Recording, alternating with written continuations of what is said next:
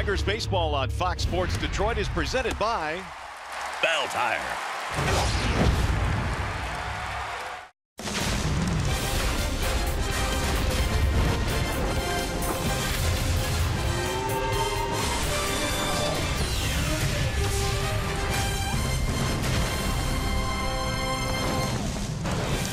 Opening week 2017 continues. We're in downtown Detroit today on a warm, sunny April afternoon. A beautiful day for baseball. Welcome inside Comerica Park, where today it's Game 3 in this series featuring the Detroit Tigers and the Boston Red Sox.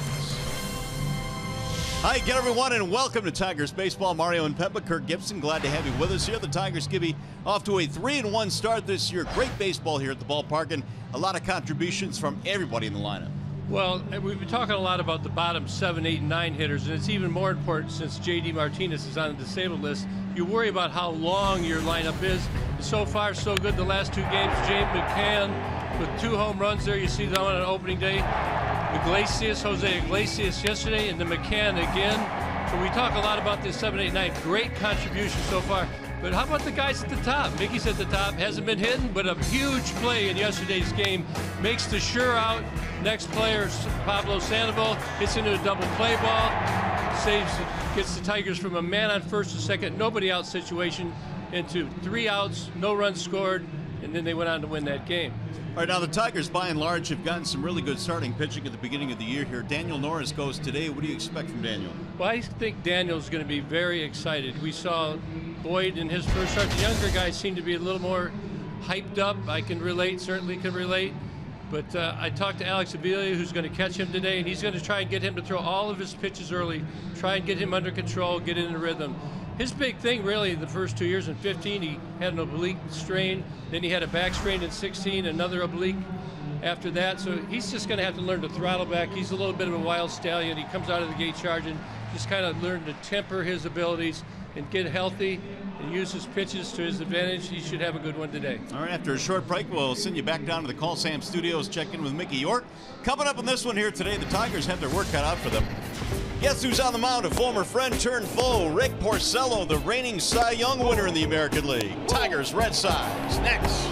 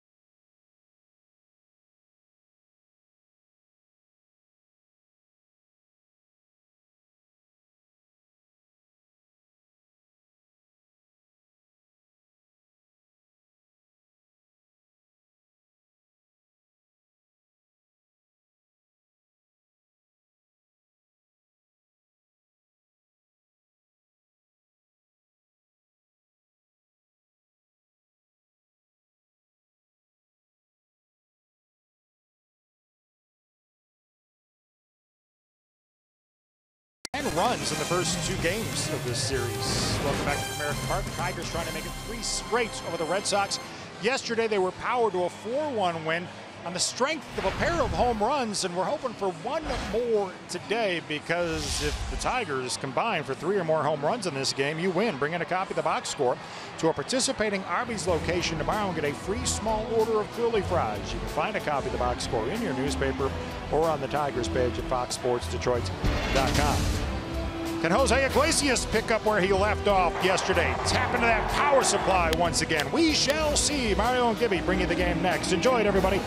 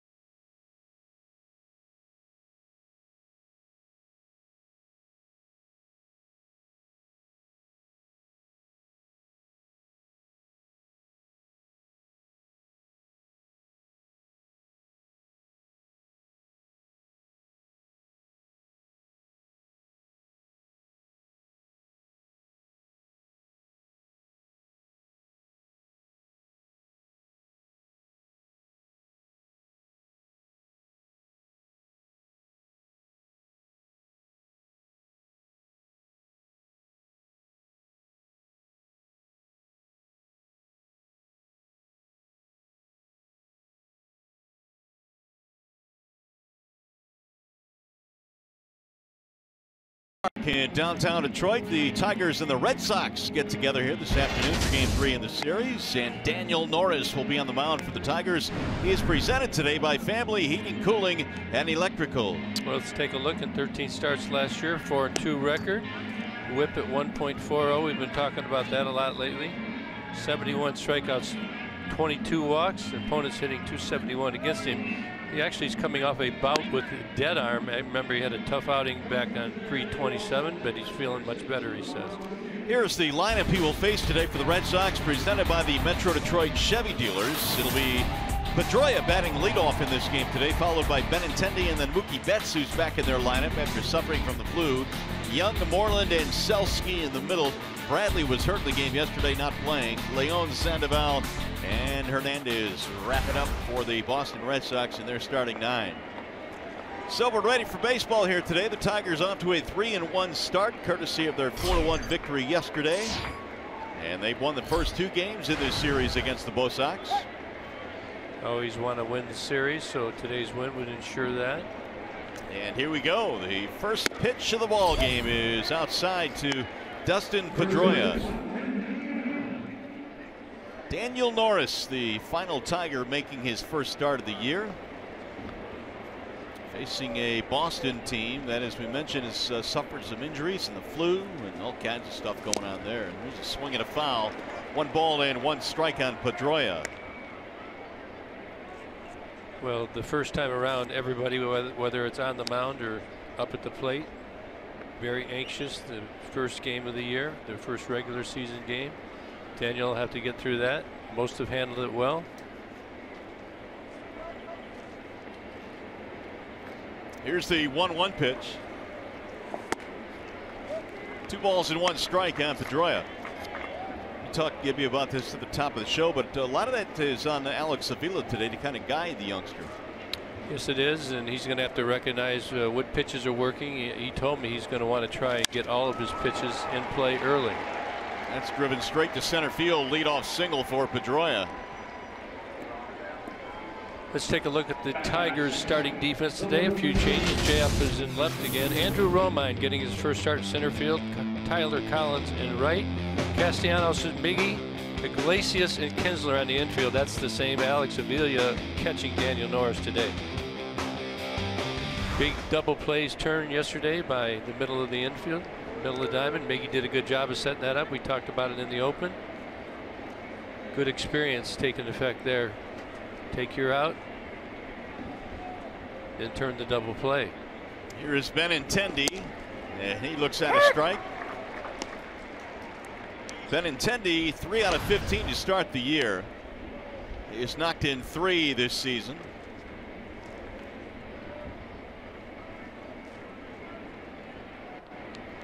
Good looking young left-handed batter, just 22 years of age, Benintendi.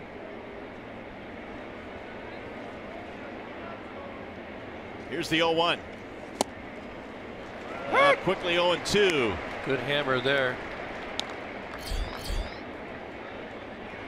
Take a look right here and see Benintendi kind of getting deked out of the way.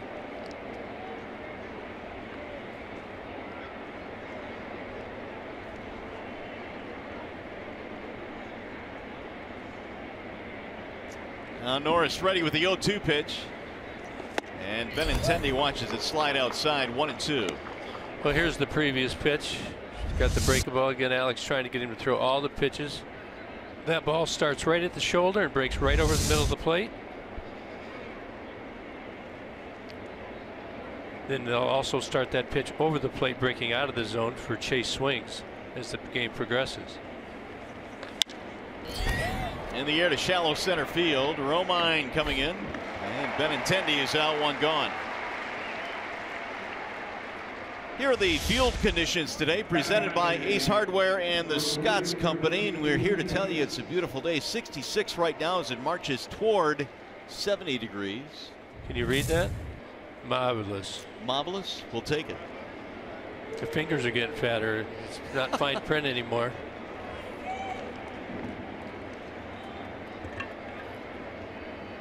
So with 1 on and 1 out, here's Mookie Betts. It's got to be a good walk-up day. People would get up and see how nice the weather is out today. Let's go to the Tigers game. There's still time. Come on down. That's a good point. The temperature is supposed to reach 70 this afternoon. Gorgeous as we sit right now. Mookie Betts just glad to get back in their lineup. This is the first game he has played in this series. Betts only 1 for 3 this year, has missed several games. I mean, he had the flu big time. Like, had a really bad fever for 4 days. This is a bad strain going around, but 113 RBI and 31 home runs last year. That's quite a deficit that you put yourself into when you can't play this type of player.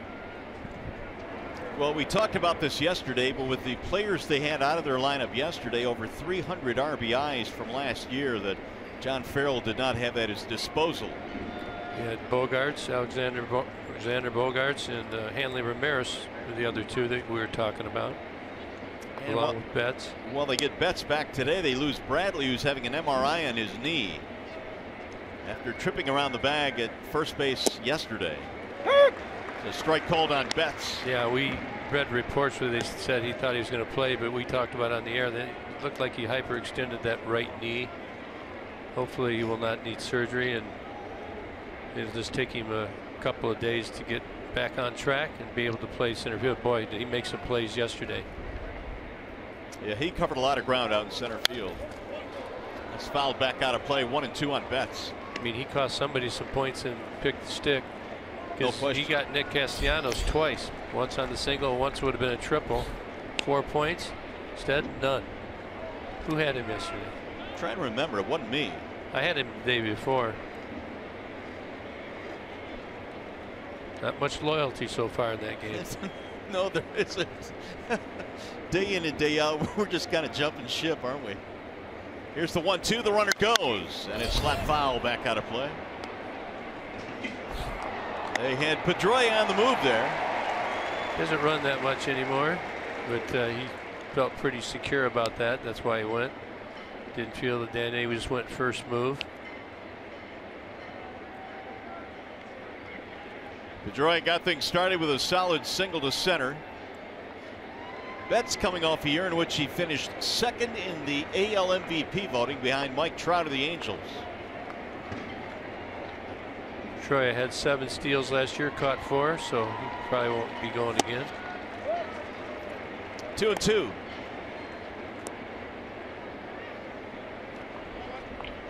Well, at times the Red Sox have had trouble getting the offense going. Really, Gibby, when you look at it, they had that big 5-run 8th in the first game, but aside from that, they have not done a whole lot. Let's hope we can keep it that way, because they've been known to score runs in bundles, and of course they're still trying to adjust to the loss of David Ortiz. So again, we said in the first game this would maybe catch the Red Sox at a good time because of the flu, and they're trying to find themselves starting the new year.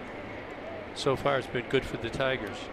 You can look at the Red Sox, the major league ranks for last season, first in all the offensive categories there. Plenty of runs. Yeah, they rode those numbers to a first place finish in the American League East last year. 93 wins. They were 93-69. And then Cleveland got them in the ALDS. They swept them 3 games to none. Cleveland's pitching got on fire, and then the timely hits of the Boston Red Sox was just too much for the Indians. Well, they got him picked off. Miggy's throw down to second and out at second base. Pedroia is tagged by Iglesias. I looked to me like Daniel Norris read Pedroia. He did this slow leg lift. Pedroia took off.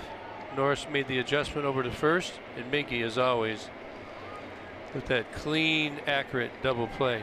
Look how Norris kind of picks up and delays, and then he sees him going. You're in no man's land if you're Pedroia. You just try and get to the inside of the baseline where the ball is going to be delivered usually. You see how Miggy's going to throw it in. Oh, look at that. Almost bobbled that, huh? A little bit of a juggle. 1-3-6 on the caught stealing.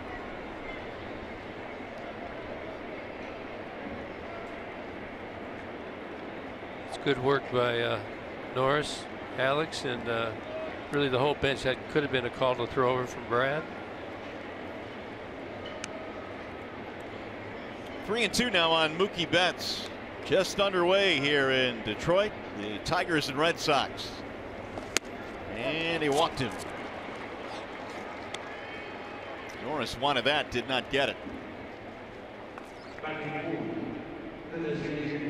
First walk in the ball game for Daniel. Daniel up to 15 pitches already, 8 strikes, 7 balls. It's one of the things that he's got to be more efficient at, is to throw more strikes, get more early outs. We looked at his whip last year. He was almost 17 pitches per inning. Compared that to Michael Fulmer, who was just a tad over 15. Just going to let you go deeper into your games, deeper into the season.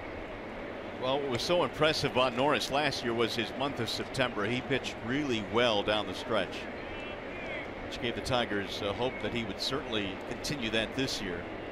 And let's hope he continues this trend here. Last season, no first inning runs in 13 starts.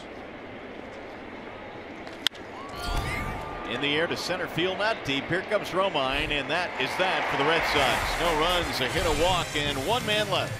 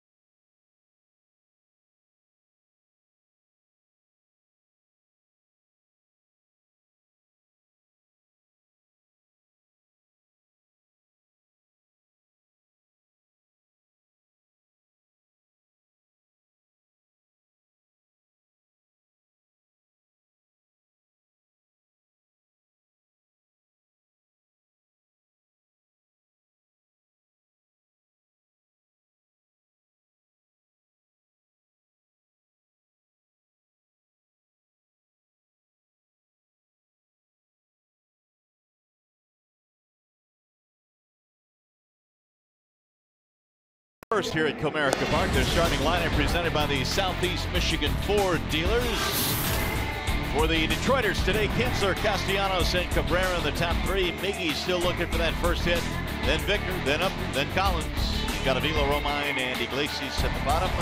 And they're facing Rick Porcello, presented by MGM Grand Detroit. We're looking at last season's numbers right there. They got him a Cy Young Award. That is somewhat controversial in this city for sure, but great numbers after a horrendous 2015. Really bounced back last year. Got great stuff, 2-seam, 4-seam, got a breaking ball and a changeup, and he will be formidable. Frederick Alfred Porcello. Rick Porcello goes to work, and he delivers ball one to Kinsler. He's thrown 6+ innings in 19 straight starts, 14 consecutive quality starts, and that's going to change today. Ian off to a .333 start. How would I know that? I was about to ask you. You seem really confident about that. Did you used to watch Johnny Carson? Yeah. Karnak? Yeah. Yeah. That was a great Without bit. the get-up, yeah. Well, you could use the get-up. That would look really good. Cover my baldness Yeah, up. the headdress and all that stuff. Look who's talking could use it. Hey, I did bring this up. There's a strike call, 1-2 on Kinsler. Castellanos and then Cabrera in the first inning facing Porcello. Seemed locked in today, ready to go. Gotta be. Whistled foul, back out of play. Ian Kinsler is 4 for 12. 2 out of 7 in the series. 7 for 16 off of Rick Porcello. My guy. 5 RBI. It's a .438 clip. You'd think just by those numbers alone, he's going to do something well. Here's the 1-2. Struck him out. Let's take a look at the Red Sox defense today. Again, Andrew Benedetti out in left field. Steve Selski getting a start in center field. Mookie Betts in right field today. Pablo Sandoval and Mitch Moreland on the corners. Marco Hernandez and Dustin Pedroia up the middle. Sandy Leon is catching Rick Porcello. The Red Sox today.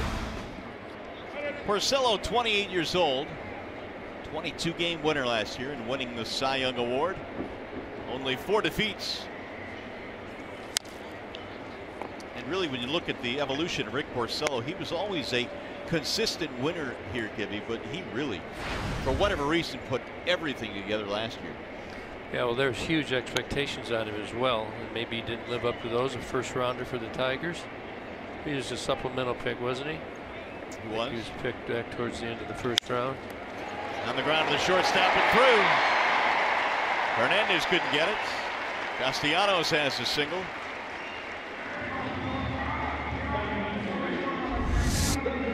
Well, Nick got robbed twice yesterday. This one he gets a tweener. Shortstop at third base. Hernandez cannot make the play. Nick's on with a 1-out single. In your playing days, did you ever subscribe to the theory that it all evens out in the end? I heard that. But Sometimes I use it to stay sane. How about that? You get frustrated. I believe it. Well, if Miggy is frustrated by his 0 for 12 start, he's not showing it. A supremely confident player as he digs in. And he drives one to right field, a base hit. See you later, 0 for 12. Miggy's looking heater right there. And the wind is blowing straight in from right field. So my thought is the guys usually try and go that way. Do you change anything? But you're going to see right here, Miggy sticks with it. He knows that's what gets him where he wants to be. Nice short compact. Drops the bat head on it. Nick Castellanos slips there at first base. Make sure the line drive is not caught. Woo! Nice. He and Kinsler getting looser. Well, let's see what Kinsler does after Martinez drives one to the gap here. We're going to keep that film. Maybe we can practice that later, huh? Yeah, absolutely. A rally dance.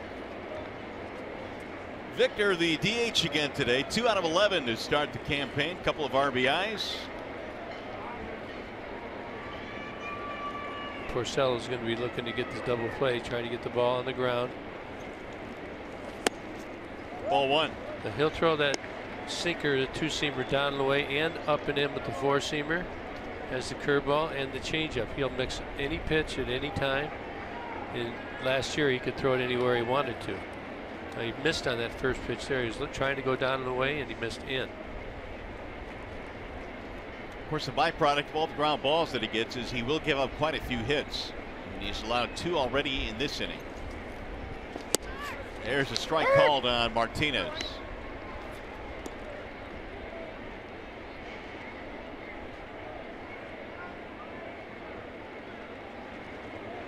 Castellanos got it going with a 1-out single. And Miguel gets his first hit of 2017.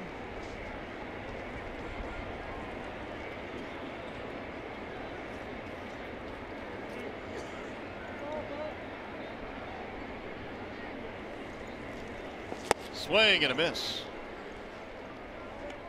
We were talking about the rally dance. Let's look at Ian. We're gonna put this on CD and use it for the next wedding we go to. What in the world? That is just so out of character for Ian. Well, he's ready to go, isn't he? You know, we always say these guys have trouble getting the signs, but they all have their dances and they have their high fives and their knuckles. They can remember all that. It's cool. Swing and a miss, and Martinez out on strikes. Sneaky there. Big strikeout from Porcello, his second of the game. If you were happen to be looking for anything off speed, this one here, right in the outside corner, would be good. See the look going in, he gets away with it away. But that's got late movement going away from Victor, and he couldn't catch up. 2-out chance now for Justin Upton. 1 for 9 to start the campaign.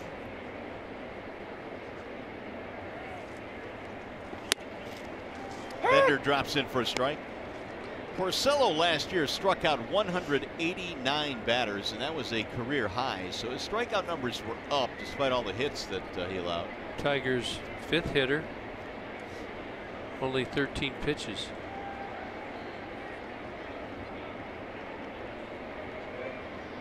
Works fast.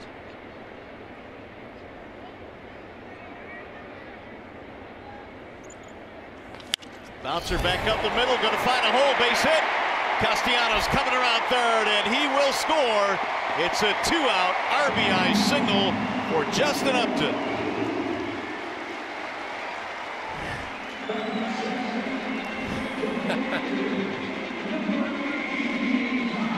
Oh, I guess something going on here with this dance.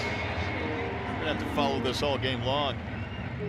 Well, Jay, have good approach right here. You can see it looks like the two-seamer coming in on him. Just gets in on him a little bit, but it's up the middle. And take a look at the runners off and running right on the crack of the bat.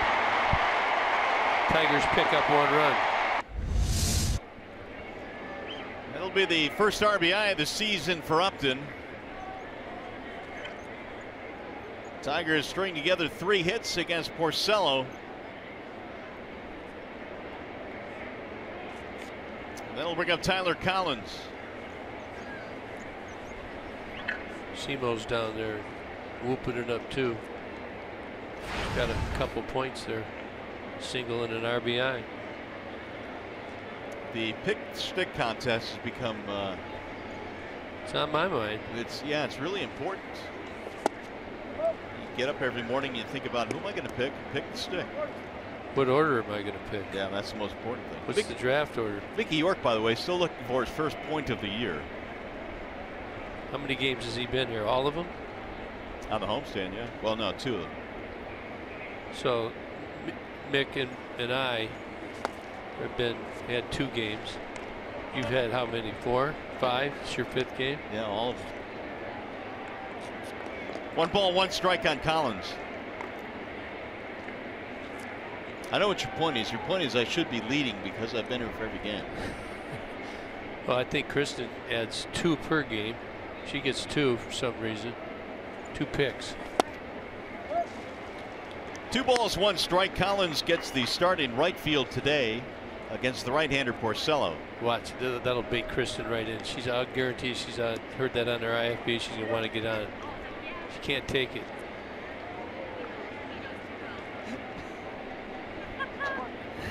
I told you she's listening. But she can't keep her mouth shut right now. Here's the 2-1 pitch. That's driven foul back out of play. Here's the standings coming into today. Kristen's on top. How did you get on top? Guys, I don't know if I'm just lucky or if I'm just good at this game. I'm gonna go ahead and say I'm just that good. It's good to be. It's good to be lucky. You know what?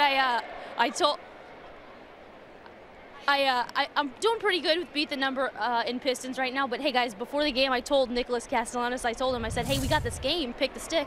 I picked you, man. He's like, oh, all right. He's like, we're going to have a good game. And just now, literally right as we were talking about the standings, he came over and gave me a fist bump. So I'm feeling pretty good. Nice. Need I remind you, though, Kristen, that we're only 4 or 5 games into the season. Yeah, I know it's early. Come Don't on. read All your right. clippings. 1 day at a time. Don't read those clippings too quick.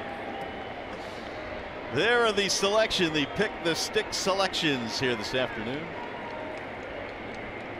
Here's the 2-2, and Collins looks at ball 3. Tyler's seeing that breaking ball pretty good right now. He's 0 for 3 with a couple of strikeouts coming into this game. So see, he's made some adjustments. This is where Porcello now in 2016 will throw any pitch. Probably more of the sinker earlier in his career.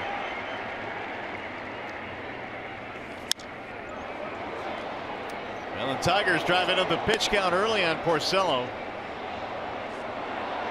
Rick has pounded the strike zone, coming out throwing strikes here today, but the Tigers have been able to put together 3 hits early on.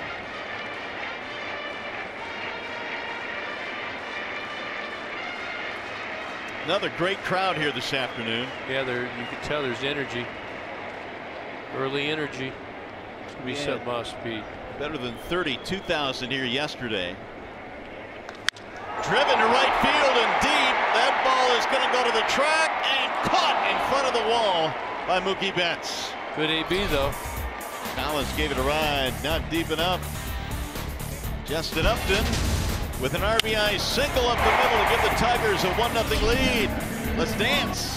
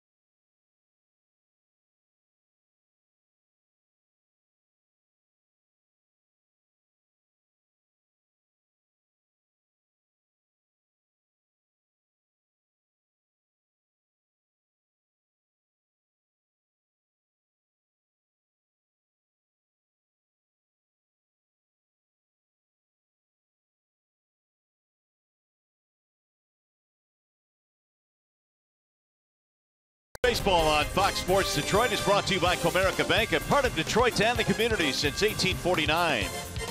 Get great deals on the Chrysler lineup at the Chrysler Spring Clearance event. And by Kroger. Nice day for baseball here in Detroit. We're at Comerica Park this afternoon. Tigers out to a 1-0 lead. Always good to get on the board. Fans are awake and lively. Mitch Moreland leads it off against Daniel Norris, who gave up a single and a walk, but no damage in the first.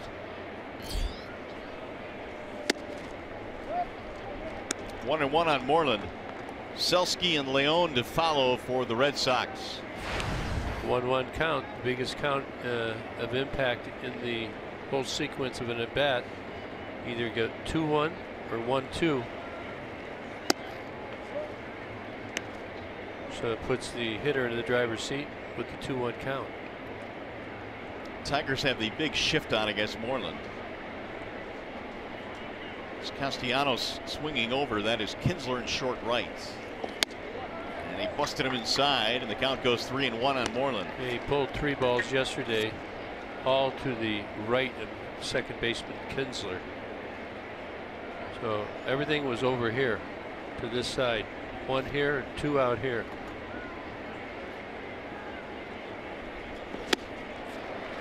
Moreland came into the series without a hit. He has had 4 of them in the first 2 games. He's a really good defensive first baseman with the Rangers, along with outstanding offensive and power numbers.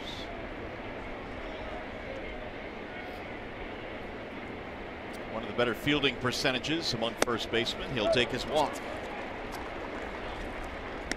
That is the second walk given up by Norris. Well, Tyler Collins appeared he was going to hit the ball out of the park. This is one of the first pitches before his at bat. Watch where this ball hits. It hits right off the end of the bat. Now you got to check your bats and make sure you can get these little hairline cracks. Now he hits the ball that we think is gone. Watch his right hand. The bat breaks right in half. The right hand, he's got the handle. The rest of the bat's in the left hand. So you had a little hairline crack in there, and you'd like to think the ball goes out of the park if you don't lose the handle, don't you think? Oh, absolutely. I used to remember watching guys would tap their bat on the ground to see if there was a fracture. He's saying that ball would have been out of here. That's why you always see guys tap it on the plate. That it probably would have broke right on the plate had he done that. Got to take care of your equipment. It cost him a long ball there. Selski the batter. 0-2 on Steve Selski, getting the start in center field in this ball game.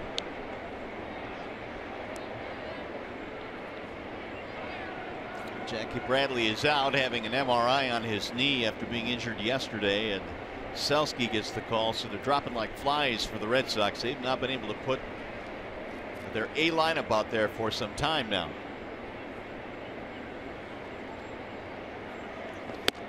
Ball high, 1-2. You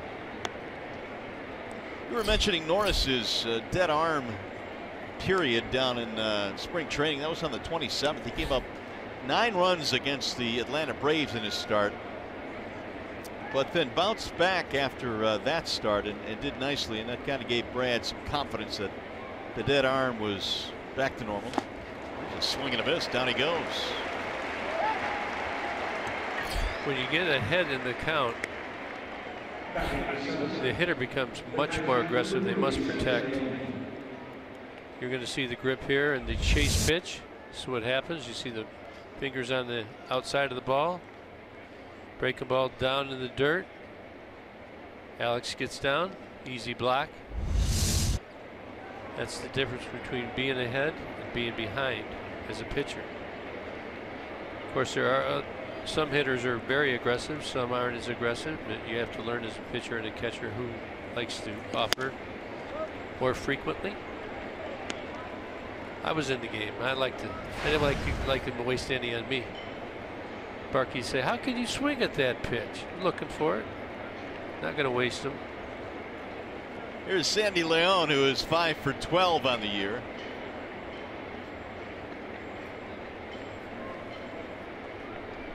Now the 1-0 pitch. That ball belted in the air to center field. Romine is on the run, still going back. He looks up, it's off the base of the wall. Caught a break. Bounces over the wall, which is going to cost Boston a run. A ground rule double easily would have scored Moreland. Man, Leone can hit. Yes, he can. He got full contact here. Ball's up in the zone, right down the middle. And Romine runs out of room there. And that ball bounces over the fence. So by the ground rules, Moreland stops at third. Now second and third, 1 out.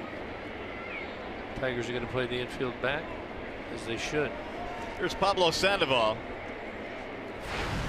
All the way down to the 8th spot in the lineup, batting right-handed against the lefty Norris.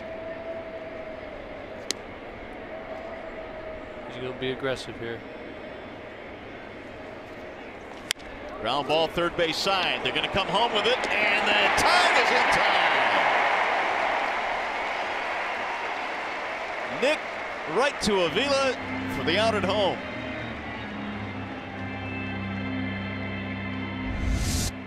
Take a look, hot corner.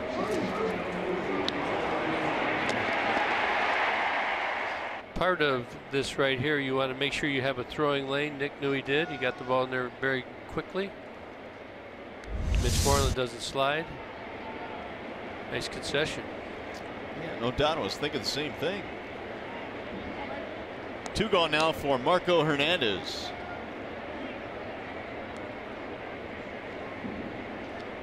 First and third for the Red Sox. So the ground rule double cost the Red Sox a run, at least to this point. Hernandez 1 for 7. Got to finish it off.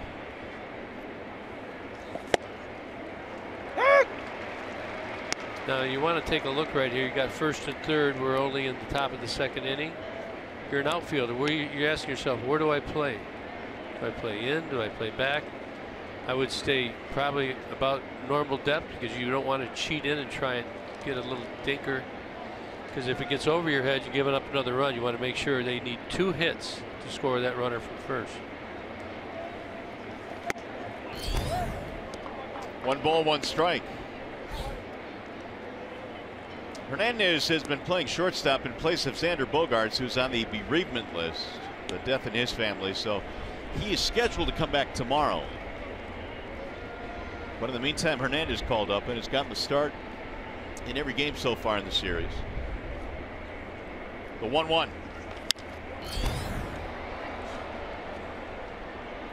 Here is Chevrolet's most dependable player, and today we'll focus on Daniel Norris.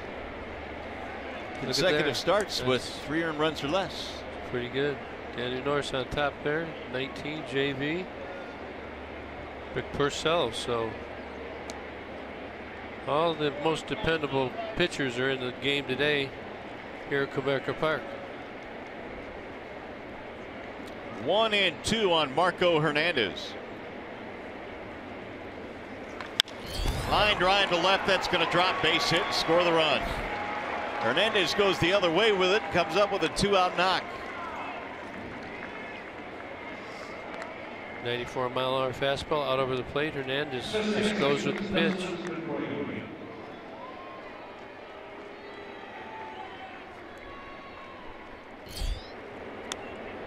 One ball game. Hernandez first RBI of the year. That'll bring up Dustin Pedroia.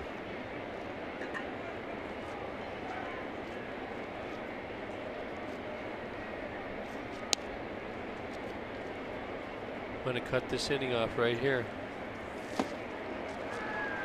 Pedroia took Norris straight up the middle in his first at bat with a line drive single to center.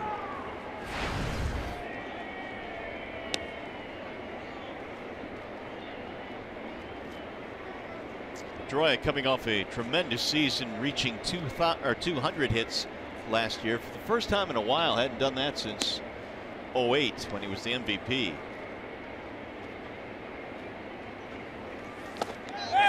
Did he go? Did not. Yeah, he said no. Said no.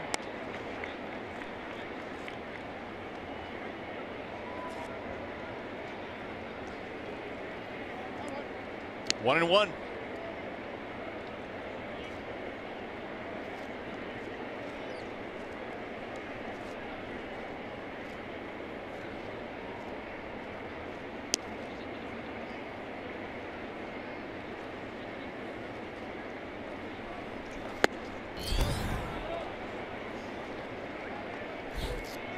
A little erratic. Daniel falling behind right here. 36 pitches, 20 strikes.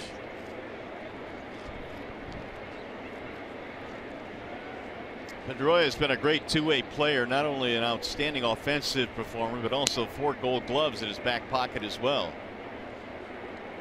Championship, World Series. Pulled on the ground, right to Castellanos. Look at the force at second to retire the side. Red Sox able to tie it up on the Hernandez 2-out hit. Nick with a nice play to close out the inning.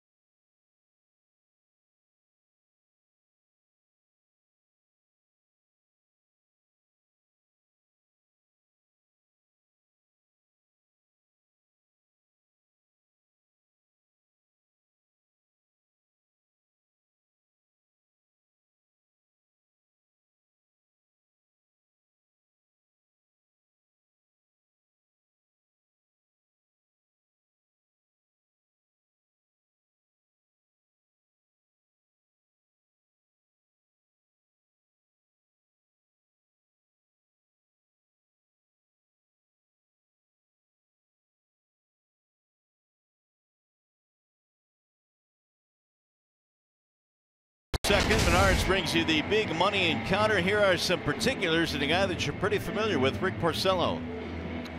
Well, 27th overall pick. That was the first round. So he started game 163 in 2009. That was somewhat controversial. Jim Leyland decided to pitch him, a youngster. Almost was the rookie of the year, but he's come on to have a great year last year. Cy Young. Tigers doing battle with him today. There's a lot of ex-Tigers that first rounders around. Andrew Miller's another one. Had some pretty good careers. Porcello one of them. Miller originally was sent away in the Miguel Cabrera deal. So the Tigers got a pretty good return in that trade. Avila the batter. Bottom 3 for the Tigers. It'll be Avila, Romine, and Iglesias against Porcello. Changing the shift there. They all go to the right side, except for the shortstop. Pablo just came from over here, went over there to the second base area. Was not there before because he thought he might bunt. There was one at bat this spring in which Avila went up there. Actually, there were 2 at bats this spring, consecutive at bats. All he did was bunt at every single pitch. That, yeah. Trying to beat the shift. Game, yeah. And didn't work. No, he didn't. He wasn't able to reach. But it's interesting that he would be at least thinking along those lines with these shifts that he sees every single at bat. Yeah, I think many hitters are starting to think that way. But it's not, he's not a big bunter. He hasn't been bunting his whole career. It's not really what you'd want him to do.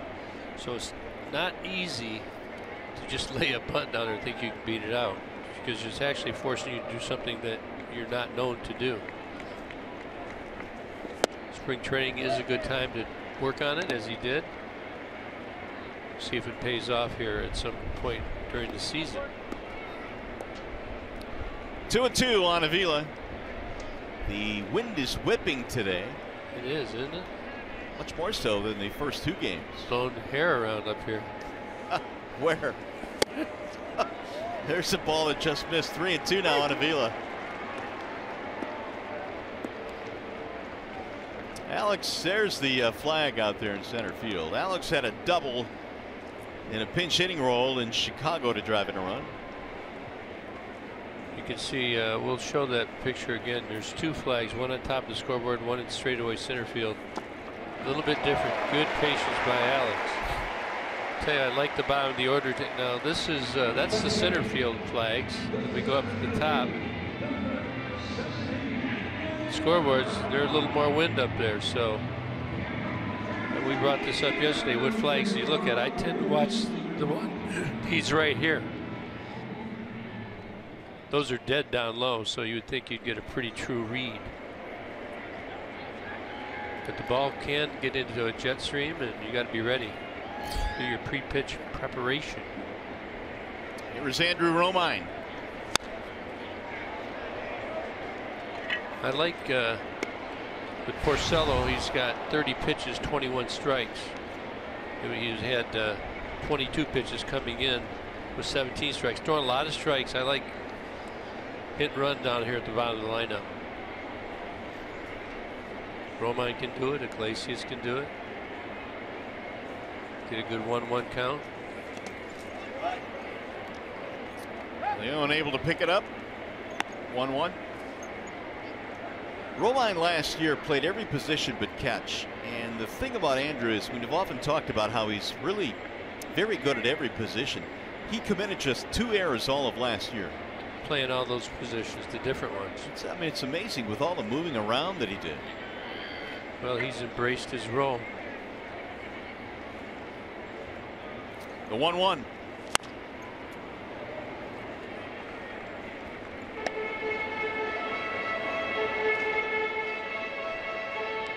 Romine acquired from the Angels a couple of years ago. Tigers gave up a pitcher, Jose Alvarez, to get Romine. And he's been a guy that has been able to make the club every year because of his versatility.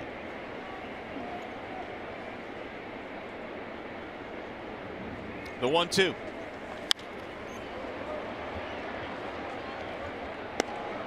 Tigers seem to be fouling more pitches off this year, early in the season. Staying alive. There you go. He caught it. It's amazing. I doubt he caught it on the fly. One hopper.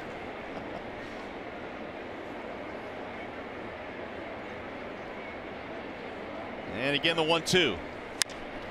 Chopper to the first baseman. Moreland fires to second, 1. And the ball gets away in the relay. Romine will go to second base. And Porcello will hold it. Break there for the Tigers. Well, we were talking about yesterday, Miggy throwing that ball in the 8th inning and Iglesias holding it. That's why you want to do it when you got that pitcher covered. Look, Moreland gets it, vacates his spot, makes the throw. Porcello looks like he thinks he's coming back. That throws errant, and Romine immediately on to second base. Lack of communication there. That's why you don't throw it.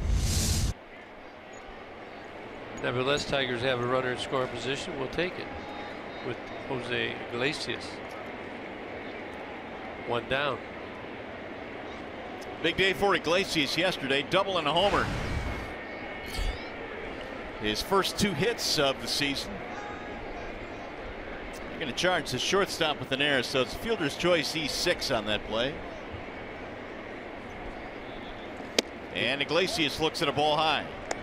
They gave the air to the shortstop. They did. That would be Hernandez. E6. FC E6. There you go. Now that is a normal way to score that play. The way you score some plays sometimes just has me shaking my head. Imagine that, huh? Spins one in there for a strike, 1-1. Specifically. Well, the ground balls. A ground ball is a C on your score sheet. A C. Yeah, C, ground ball. Right on that, right here, where I put the C. That's easy. What do you put? FC E6 on that last play. Okay, well I did that, but I'm saying on a normal ground ball, what would you put on your card? If it's hit to the second baseman, it would be 4-3. So you put 4-3. I I put C. Who's got more room to write notes? Thank you. I need it. You don't. There's a chopper to the right side. A C to the first baseman, covered there by Porcello, and that'll move the runner up. Just put a C about where the first baseman is.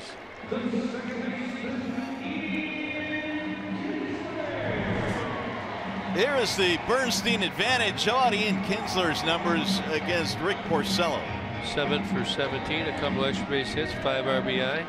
That's why he's my guy. Well, let's see if your guy can come through here in the second. Trying to break a 1-1 tie. Need a big day here. Home run, an RBI. Give me a 5-pointer right here, one swing of the bat.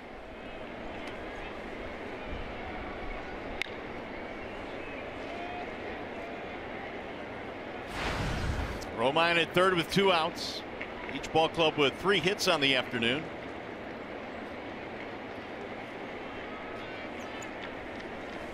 Ball 1.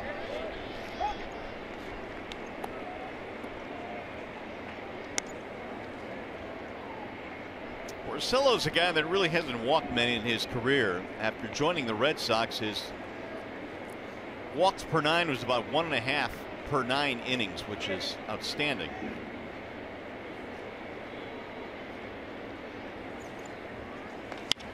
Slice to center field, and it's going to drop. Base hit. Kinsler with a 2-out single.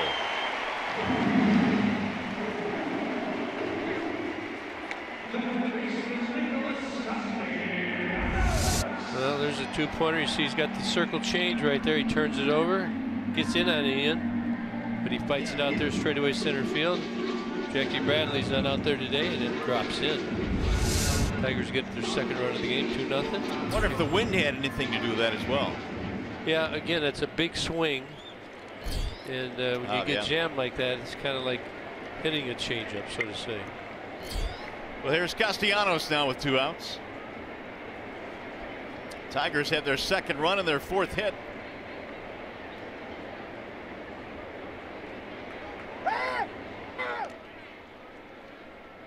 Did you hear that? Loud and clear. Is that Omar? Must have been. He's saying back. Back! Back! Omar Vizquel, the Tigers' first base coach. Dave Clark down at third.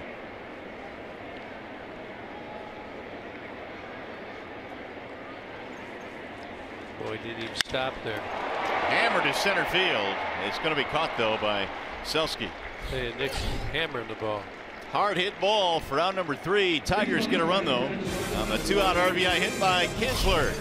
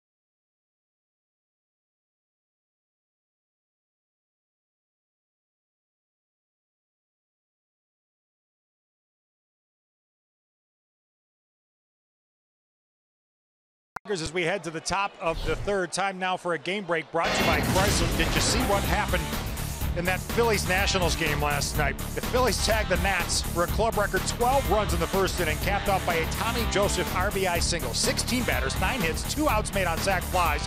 The most runs in the first inning of a game since the Yankees did it to the Orioles in 2011. Philly went on to win at 17-3. Mario Gibby. Crazy. Crazy indeed. You don't normally see that. No, I'd be begging for a tie game over. I'd be begging for the extra inning game there. Yeah, you would. Wouldn't that be something if they tied it?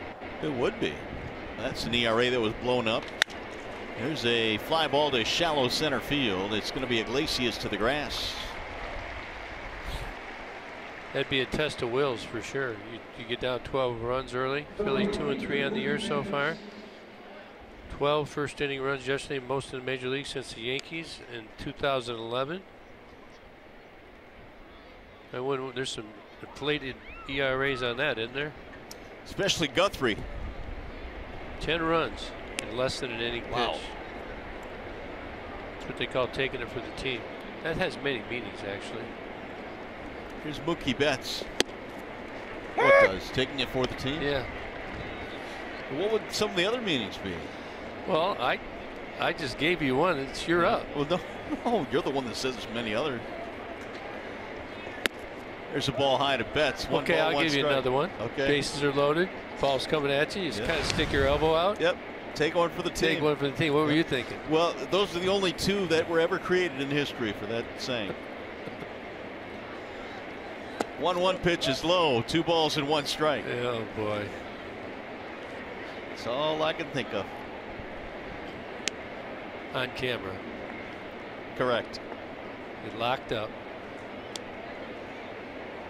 Betts had a walk in the first inning, returning back to the Boston lineup today.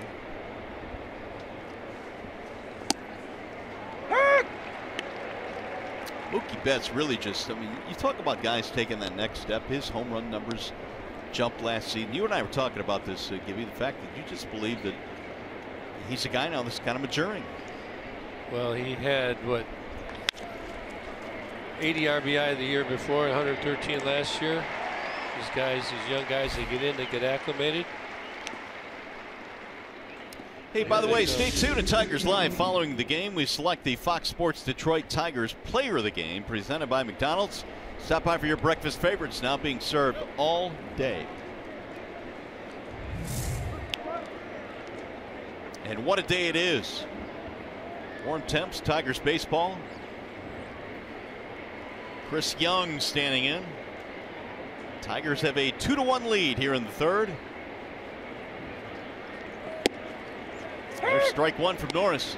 Now, if you're Alex Avila, got a pretty good idea what Daniel Norris is going to come with. Pretty good idea what's working, what one he can bring to the arm side, what one to the glove side. Probably got a pretty good idea what he wants to throw. He's got good confidence that he's going to get it there. 46 pitches in, 27 pitches of that is strikes.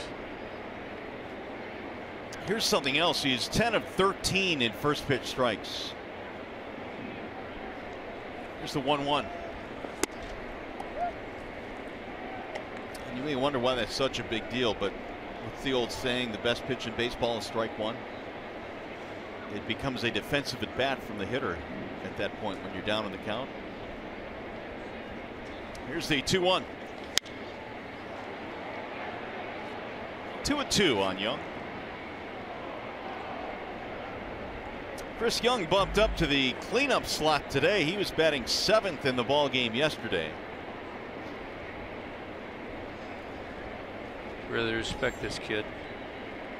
What he did down there in Arizona, the way he went about his business, the way he played, prepared. He's got a very energetic sense of humor as well. 3-2. There's nothing like a sense of humor in a clubhouse, especially when July and August and September roll around and guys are getting tired, getting beat up. Used to call me old something, like old butt, but it started with a different vowel. Nice. Is that legal? I'm not sure. We'll check on that. Yep. It's a little bit too late at this point. 3-2 pitch is low, ball 4, and ooh, Norris was on his way back to the dugout.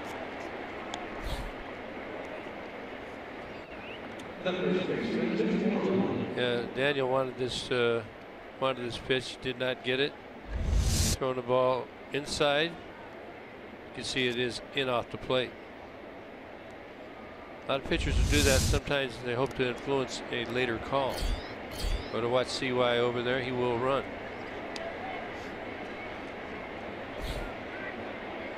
Here's Mitch Moreland.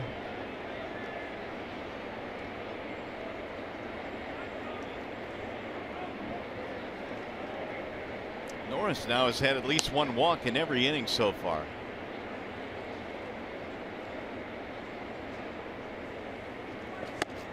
Moreland takes outside.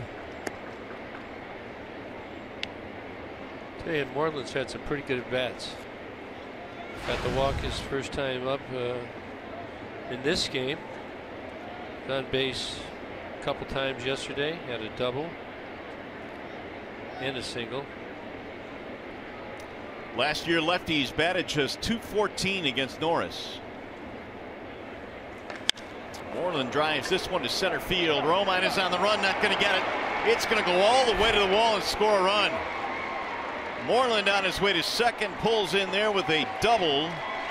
Both of the Red Sox runs coming with 2 outs in this game. 2 out walks. Tough.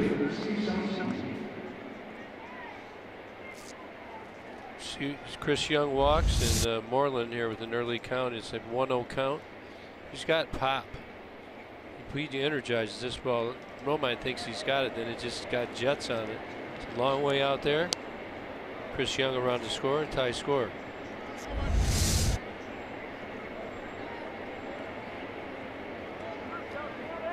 RBI for Moreland is his first of the year now. Steve Selski.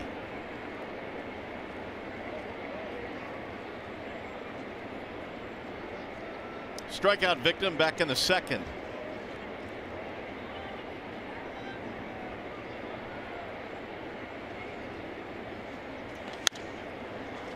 Oh, 1 on Selski. Daniel's fastball around 93 to 95 today. Pretty consistent. First pitch strikes 11 to 15. He's done a good job in that area.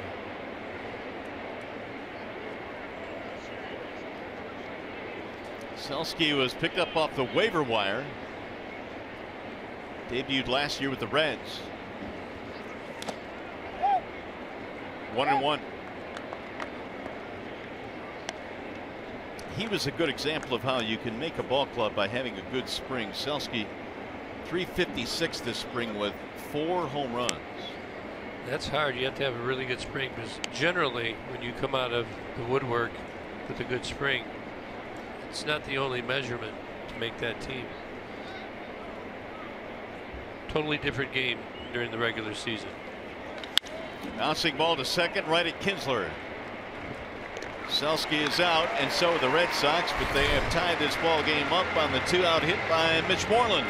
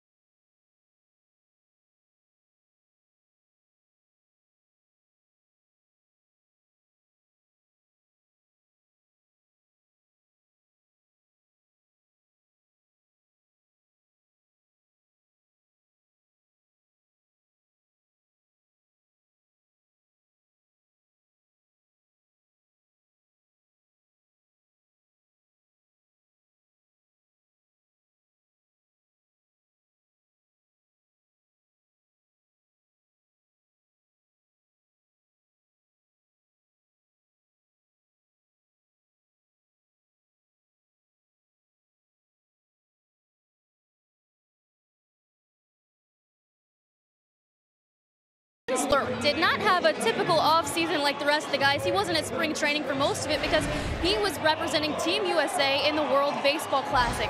He was actually instrumental in helping the U.S. win its first championship ever in the title game against Puerto Rico. He scored first by hitting a 2-run homer and getting them on the board. He said the whole experience was really incredible, that every guy there wanted to win. No guy was just there to have a good time and have fun. He said it was an atmosphere like a playoff game mixed with an all-star game. So pretty cool, and he rejoined the Tigers in spring training, and now he's back with the Tigers here today. Yeah, Kristen, and it was kind of an eye-opener for him as well. Gibby, he was saying, man, you know, I'm getting down there. We're 2 weeks into spring training, and I'm seeing guys throwing 97, 98, trying to get me out. That's not your normal spring camp. Well, it isn't, and the pitchers may have been a little ahead there, but you got to look and see if any of those pitchers get injured as they go into the season. That was one of the concerns. But one thing about Kinsler, do something good, you see a little dance now, right? You do. Cabrera tried to go the other way again against Porcello, but this time right at Moreland. Yeah, Miggy's just a little off right here. Can't catch a break. He'll start falling for Miguel. Here's Victor Martinez.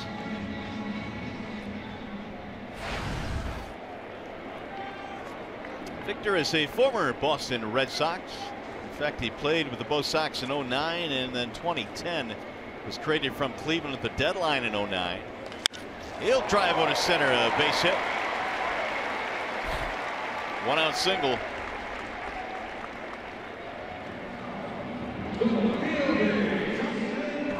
Hey, just a reminder, as you enjoy a cold one, to look forward to Miller Time later in tonight's game, brought to you by Miller Lite. Here is Justin Upton. Which tastes good after a nice victory. Jap try and put the Tigers back on top, 1-for-1 with an RBI single in the first. That Upton hit came with 2 outs against Porcello, a bouncer back up the middle that rolled into center field for an RBI hit. Go the other way and foul, 0-1. He didn't look like he was trying to pull that, did he? I think no. He was taking good swings early in the season. Maybe got a little too large, trying to impact the ball out of the ballpark. So a hitter's mechanism is tell yourself to just throttle it back a little bit, start back up in the middle of the field, get back to where you were before you were over swinging a bit, and hopefully you have good results. On the ground to the third baseman, Sandoval to second one, relay not in time. Upton beats it out.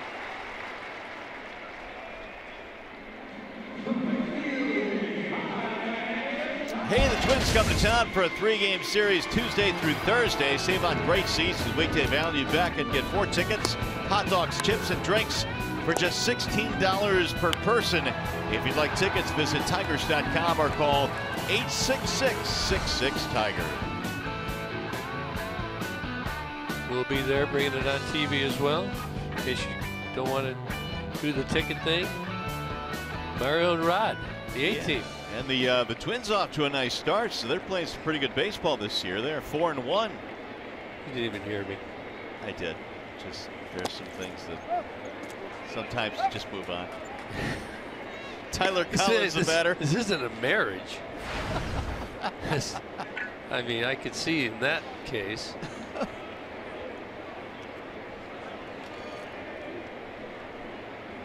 Collins hitting now with 2 outs.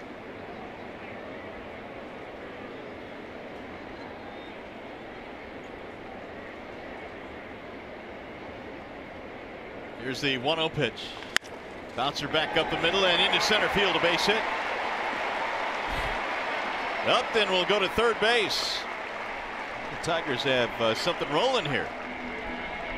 2-out trouble for the Boston Red Sox. Tyler Collins, breaking ball, good approach. You see he doesn't try and pull it. Kind of stays inside of the ball. Tigers have first and third now, a couple down. Alex Avila, a chance to plate him. Avila had to walk in his first at bat.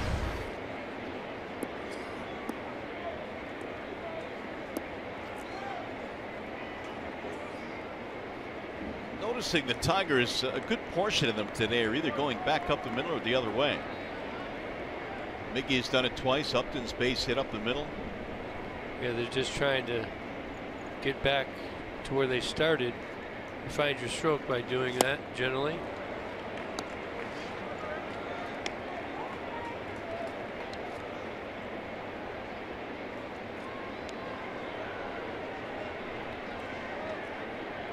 Porcello now at 49 pitches.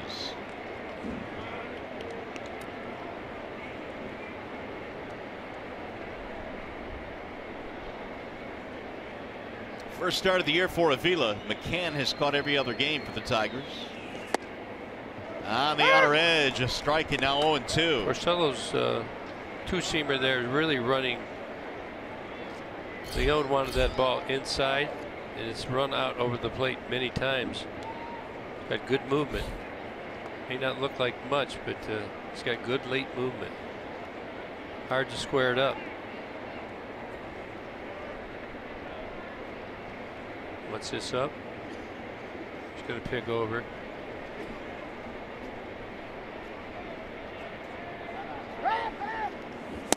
Time called by home plate umpire Marvin Hudson. And now Leon walks out to the mound to chat with Porcello. Now I think that Leone gave him the throw over. You saw him flip his thumb up in the air. Watch him. Watch the thumb. I think that was the throw over call. Porcello pitched it. That's a oh wow moment if you're a catcher. Huh? What are you throwing? Normally, that was a really quick thumb, though. Normally, I don't know if Porcello didn't see it. Could have been a high fastball as well. He could have called for the high heater. I just got a late look at it.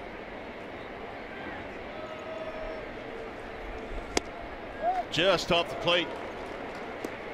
Porcello kind of quick pitched him there. Another trick that pitchers will do. They'll kind of set, hold, and then go to the plate. And that time he just barely set and delivered quicker on a quicker cadence. Try to catch Avila, Alex off guard.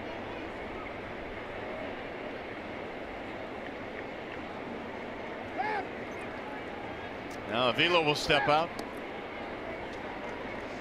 Tigers got one in the first, one in the second. Red Sox one in the second, one in the third. Now the Tigers trying to go ahead.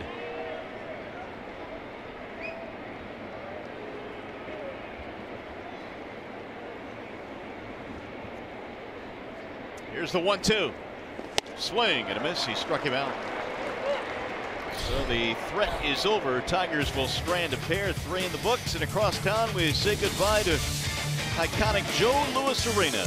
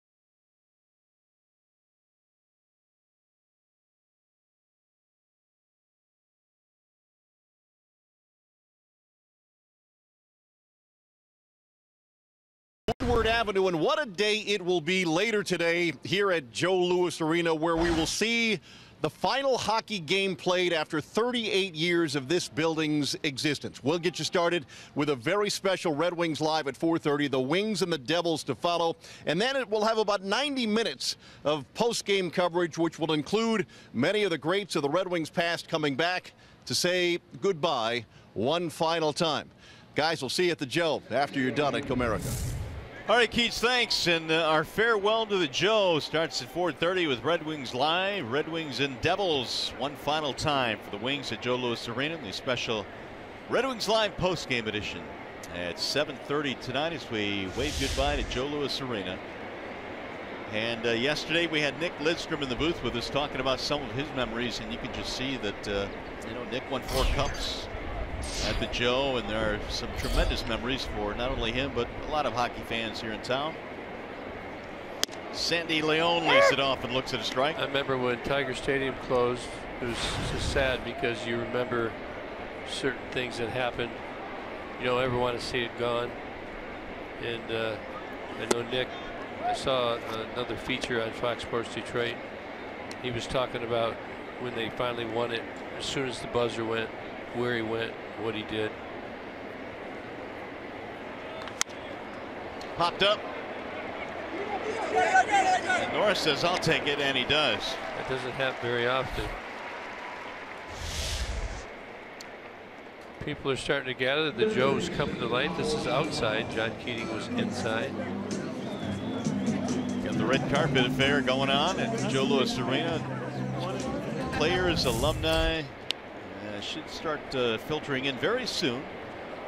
Now, we'll be sad to see it go, but the new arena is going to be beautiful, and can take that tradition from the Joe, install it into the new Little Caesars Arena, and on your way.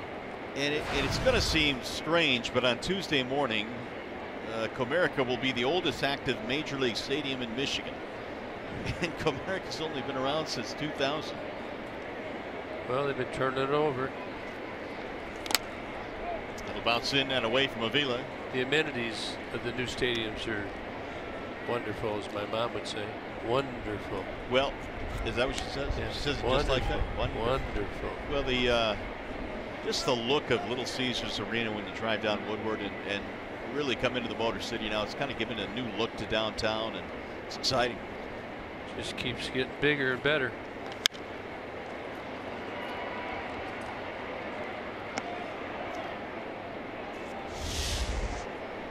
Well, there you can see the stadium. It's really taken shape, and it's really on its way.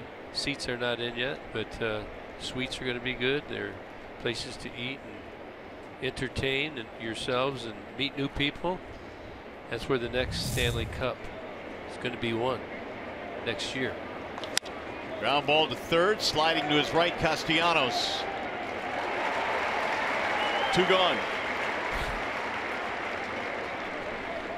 Pretty good job, Nick. He's over on the line. There, got him positioned well. You can see he gets over there. Presents the glove. Nice throw across the diamond. Big fella Miggy. He's got a good reach. So with 2 outs, here is Marco Hernandez, who provided a run in the second with a 2-out hit.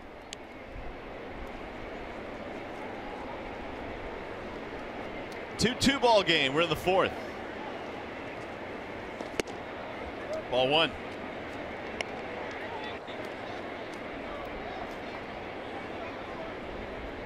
Hernandez slapped a pitch to left field to drive in a run. The Tigers have him shaded that way in the outfield defensively. And it's popped in the air. Shallow left center. Upton and Romine. It's Upton. And it's a 1-2-3 inning for Daniel Norris. Nicely done.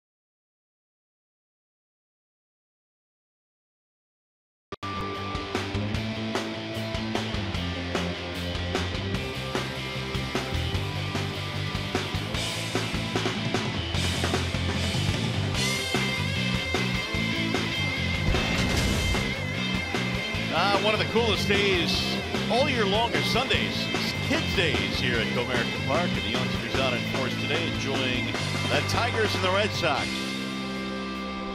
And we travel now to the bottom of the 4th inning. Rick Porcello goes back to the mound for the Red Sox. It'll be Romine, Iglesias, and Kinsler. There's a swing and a drive to center. That ball hit well, and it's going to drop.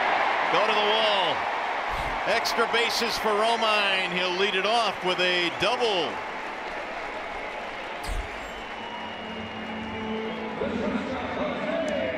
Well, Romine, he's been doing a scout report. He thinks he's getting a heater right here. He's not going to wait around, and he doesn't miss it. He's worked a lot on his swing here the last couple of years. He's got a lot more pop in it, better from the left side. That's right up the gap. Lead-off double. He showed some pretty good pop there, driving that ball deep to left center. And now here is Iglesias.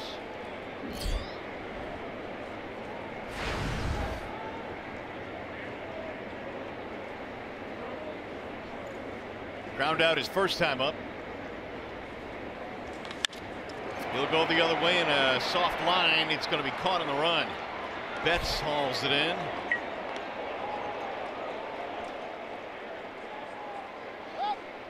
One gone. I think Porcello, backing up third, just pulled his hamstring or something. Uh-oh. And here come the Red Sox now. John Farrell, the trainer, coming up. Porcello is bolting behind the bag at third base to back up that throw. You can tell he's not walking normally. Yeah, I was watching out of the corner of my eye. He was running over there late. Right there. Hammy.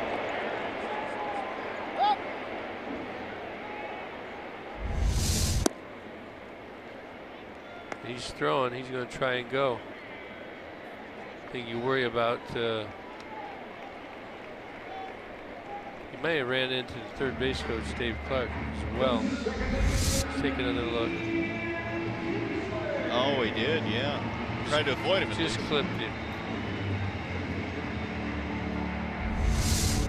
Dave was in the box, so it can happen. He's watching the runner, and Porcello's trying to back up. And there's, I think they call that incidental contact in the NBA. Right, exactly. Now Kinsler with the man at second and one out.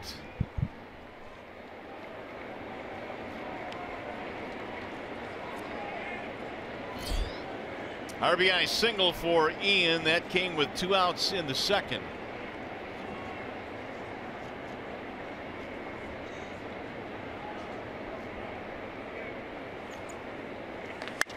Driven to left center field, base hit. Romine coming to third. He's going to come around and score. Kinsler gets it done again. His second RBI in the game.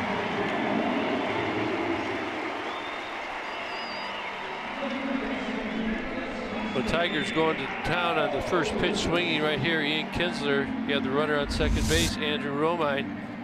Right up there, you can see the grip. Leaves it up. Porcello does, and Ian's on his way. Romine, here's good timing, you're going to see, and he's on his way. Has to look for the line drive over the shortstop's head. Good turn, and watch Ian up here at top. Reading it, sees the throws right on target, and retreats. Good job. That's what we call smart aggressive. You're aggressive, but you see the throws there, you shut it down.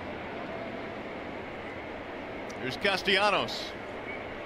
Ooh, look out, up and in on Nick, who spins out of the way and then stares down Porcello. That was an off-speed pitch, but he didn't like it.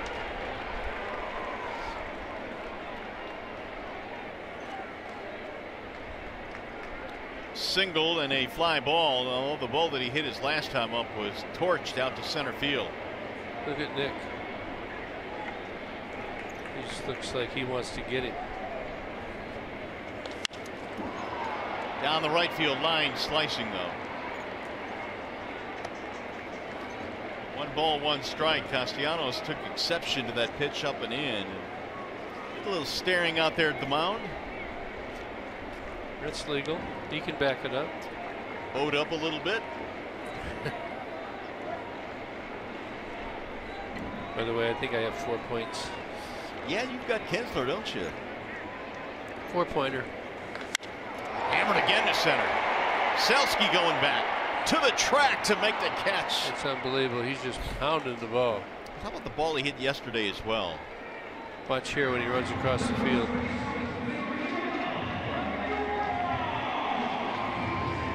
Wrong part of the ballpark.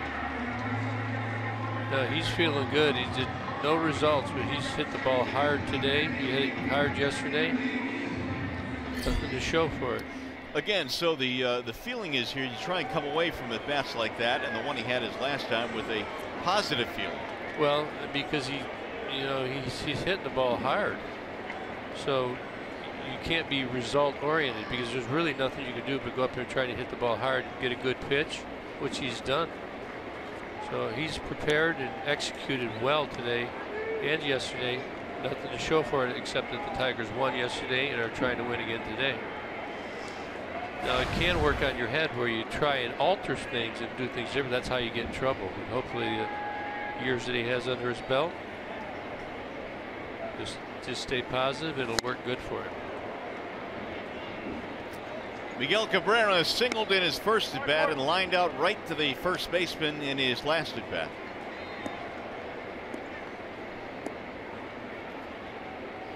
And Miguel now 1 for 14 this year.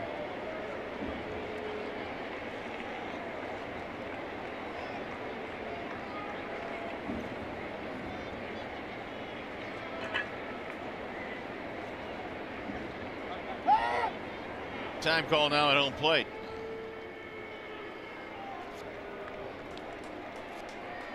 Yeah, when the pitcher holds you, sometimes you try not to blink. You know, you're trying to get your blinks just right. We talked about this in the past.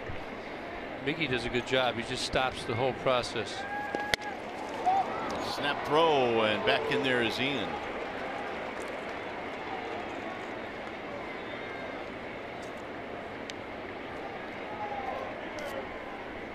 Porcello at 60 pitches, 22 in the first, 18. He's been paring it down.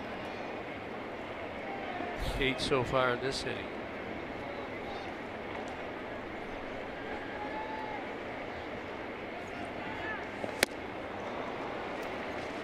Well, we talked about Cabrera and how he's looked early on this season, but I can't remember seeing him swing and miss as much as he has the first 4 or 5 games of the year. Still trying to feel his way down to the count again, 1-2. Yeah, it seems like he's down the count because usually he centers those. He'll get it. And the 1-2 up and in. 2-2 on Cabrera.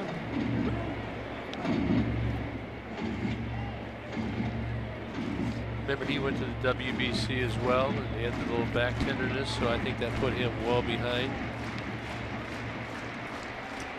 Ended up batting .429 in his abbreviated spring training because of his time with Team Venezuela.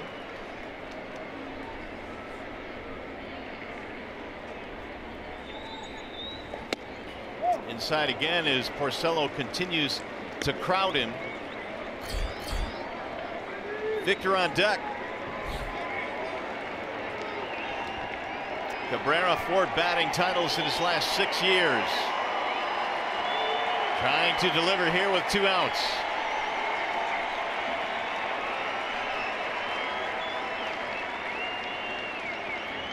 Normally, I think he'd send Ian. It'd be a no-brainer, but I'm not sure right now with the way Mickey's swinging.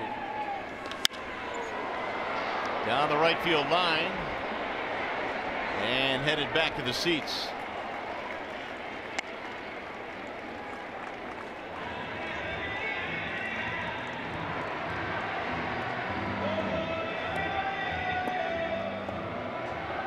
Cabrera has batted 308 consecutive seasons and is a good bet to get there again this year.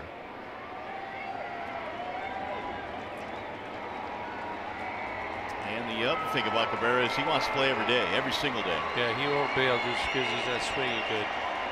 Some will. He's not one of them. Again, the runner goes on 3-2 and is fouled back.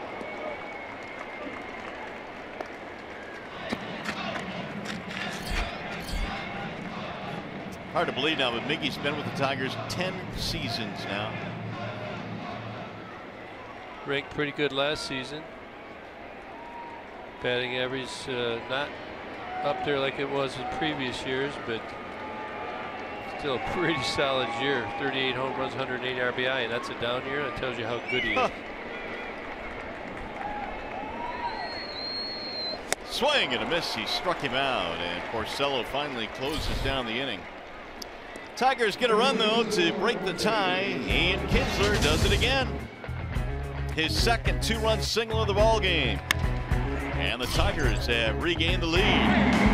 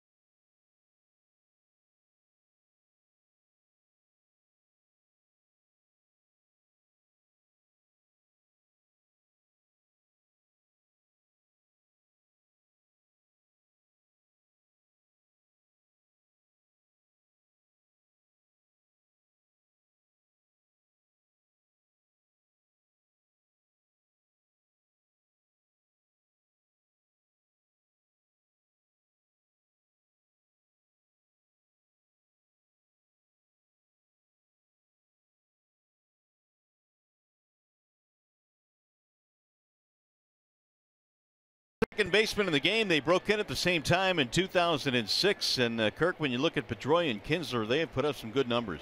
Well, they really have. And Ian, you can see he has a little bit more power.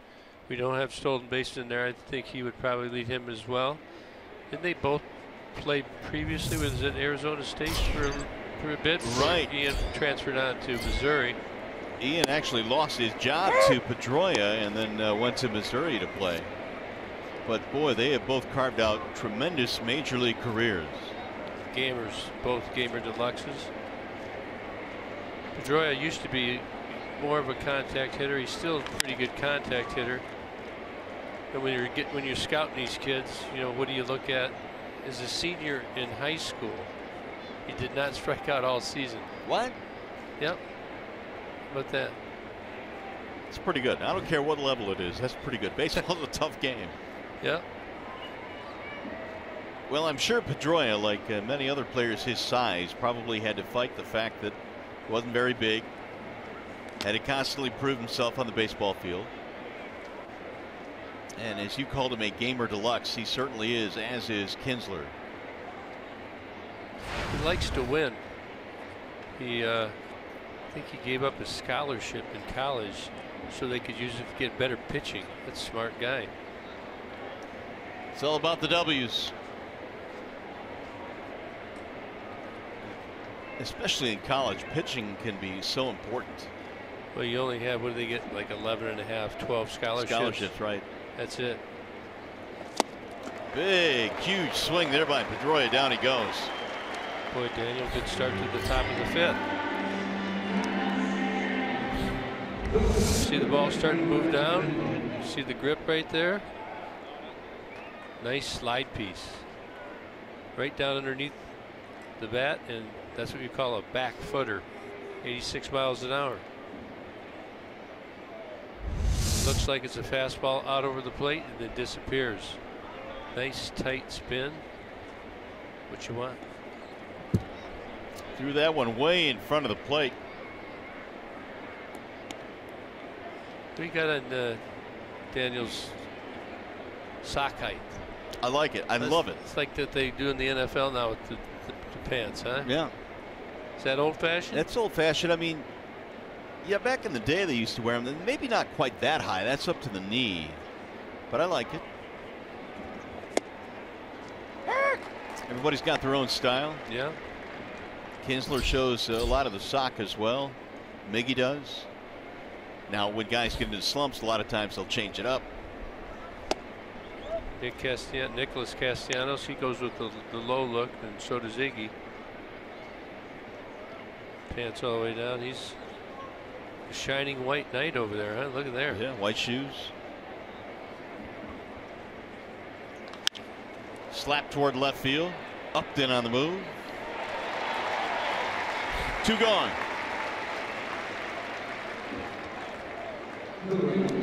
Well, the Tigers made digital ballpark passes your ticket to 10 home games in May. 1 pass, 10 games, only $59. All tickets will be digitally delivered via your mobile device. Buy yours today at tigers.com/pass. How many games? 10 games. Pretty good. It's real good. $6 a game. Here's Mookie Betts.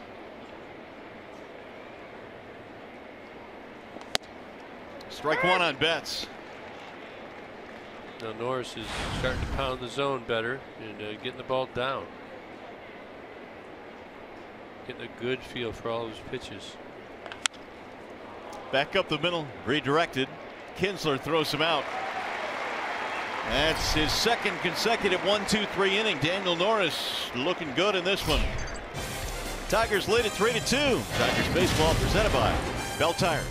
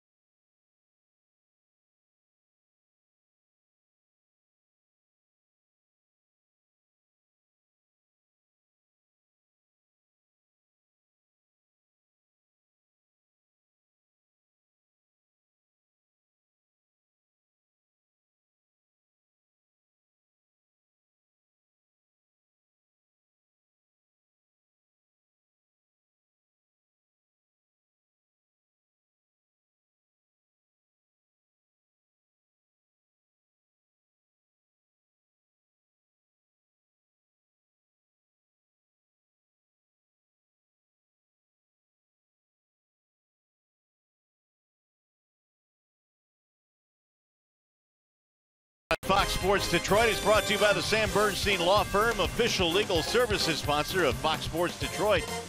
Bell Tire, for tires and auto service, everybody needs a Bell Tire guy. And by Chevrolet, more than you expect for less than you imagine. Back here in the Motor City, and a spectacular day as opening week continues at Comerica Park. Tigers have the lead in this one, 3-2. As we go to the home portion of the 5th inning, Victor Martinez leads it off, and he'll take ball 1. Kind of a tight game so far, much like the previous games. I feel like something's going to break out here. And hopefully this inning. The Tigers have put up 8 hits on the board, only 4 for the Red Sox against Daniel Norris, who suddenly is cruising now. Tigers have played very well in this homestand. Going to have to continue to do so. Never easy. Tigers 3-2 lead right now as we're in the bottom of the 5th. You know the Red Sox are going to come at you. Well, they may be shorthanded, but they have been scrappy in this series so far. And they got Rick Porcello on the mound. Doing a pretty good game for him. Here's the 2-0. Green light him. 3-0.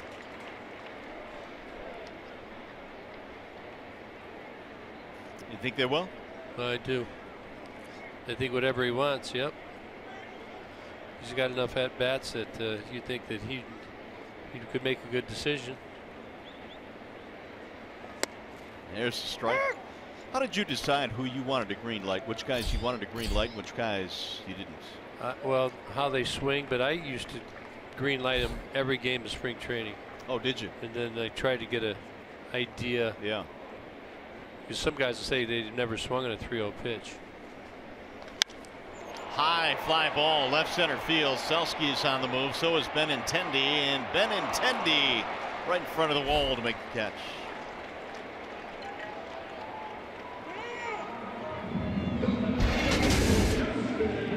Well, let's take a look at the Cy Young comparison for last year. Some feel that Justin Verlander got snubbed. Look at the record. Porcello had him there, but the strikeouts, the whip, opponent's average.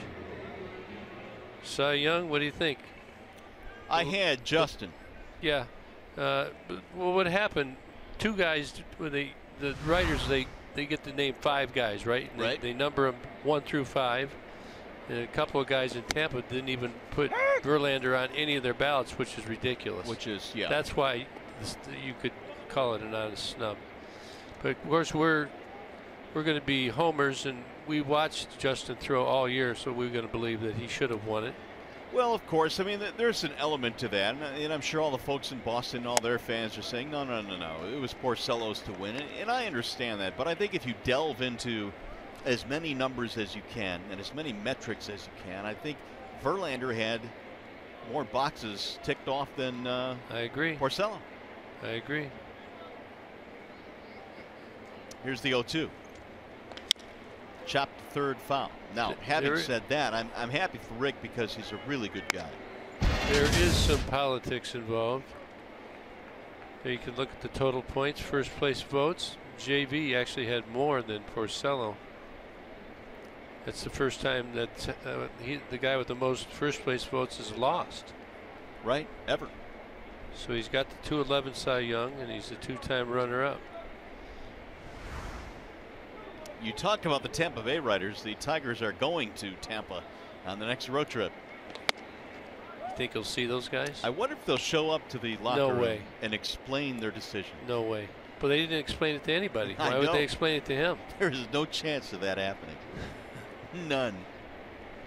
But if it did, I wanted a ringside seat with popcorn. There's a swing and a miss. What would you say to him? You know, I don't know. What do you think's inbounds? There's no argument. I mean, what I'm would just your saying, argument be? We'll just call him Jimmy. Okay. Okay, that's the guy, Jimmy and Jimmy, 2 guys who did not even place a vote for JV. It's ironic So they're you both see- named Jimmy. Yeah, hey, Jimmy. How you doing, guys? Maybe we should know each other better. That's what you're thinking? Yeah. I'm thinking Or would that's- you it's say, a good hey, start? step into my office? It would never happen. They would never show up. I'll bet they don't. Here's the shift. Got a strike. It all changes. Collins a single and a fly ball. He may lay one down. Do it. Do it. Yes. Oh, we let it go by. Missed it low. They should move the shortstop in. Don't teams normally do that with 2 strikes in the count? Well, They'll put him They'll back. ship? Yeah, if I'd do it, Tyler. Right down third base. 2 strikes, you even have to be less fine with the bunt.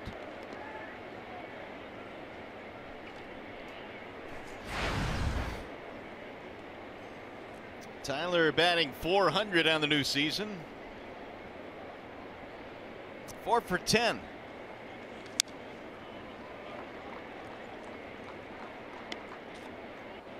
.80 pitches, so been pretty consistent. 22 in the first inning, but very efficient as of late. See Jay up over there analyzing the last at bat. As a hitter, with that much experience, you kind of know what you're doing. It's always hard to figure out how to change it. Got him looking for strike 3 and a 1-2-3 fifth for Rick Porcello. 5 in the books. Daniel Norris heading back out to the mound. He's got himself a pair of 1-2-3 innings in his back pocket.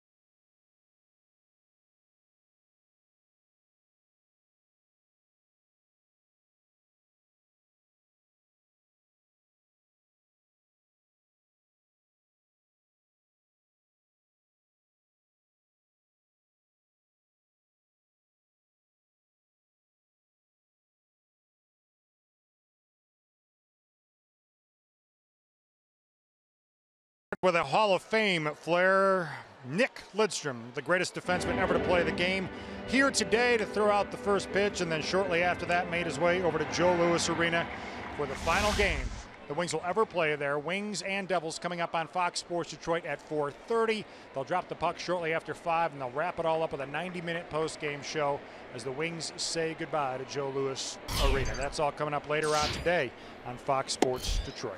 Mario, Gibby? Lefty. Yeah, lefty. He threw nothing but strikes. 4:30, Red Wings live, 5 o'clock versus the Devils.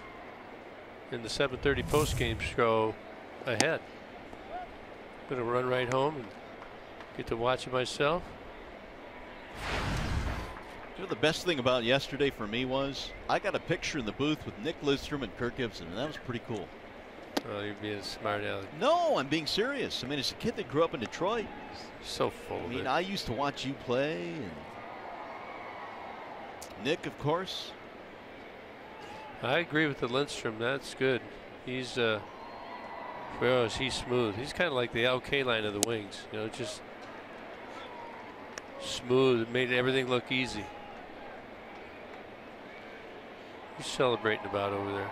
Nothing. Some private joke going on in the booth. There's number 6.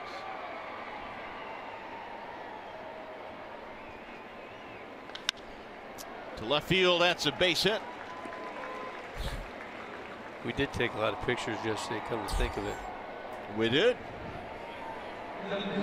It's a picture perfect day yesterday.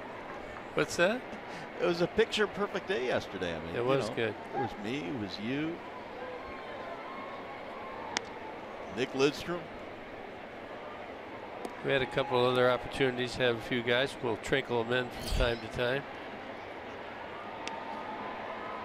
Well, a leadoff single, and here is Mitch Moreland. There's the shift now against Moreland. Moreland's been tough.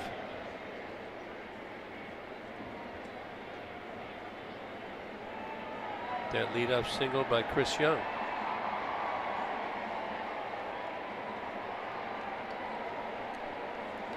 Bouncing ball, other side. Iglesias to second one, and got him a double play. They were able to turn it despite the shift. We need to put a little thing together. Watch the throws. It took a funky throw right there, or funky hop on him, of the feeds into second base. Daniel Norris, he likes it. But they're all been right on the money. We've seen nothing errant at all. Real sharp. You can tell Iglesias and Kinsler feel real comfortable on this infield surface. Here is Selski with 2 outs.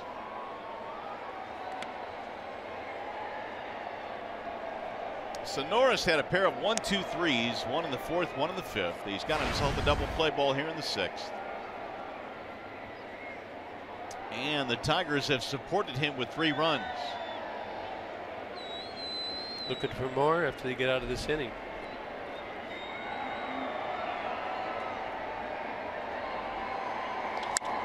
In the air toward left center field. That ball shooting toward the gap. It's going to get down and go up against the wall. Selski has his first hit of the ball game. It's a 2-out double in the 6th. We jumped that fastball.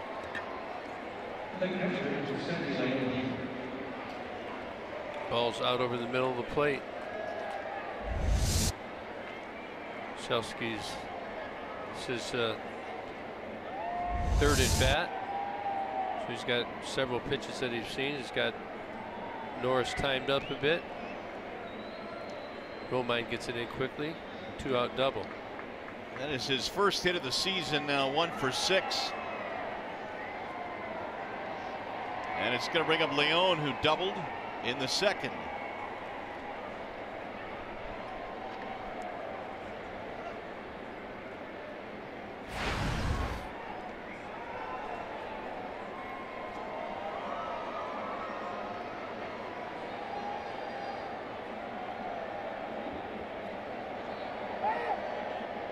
A time called at home plate.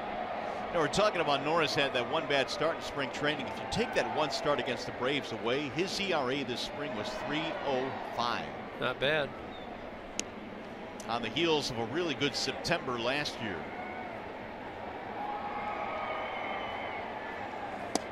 Ball 1. Selski's out there now.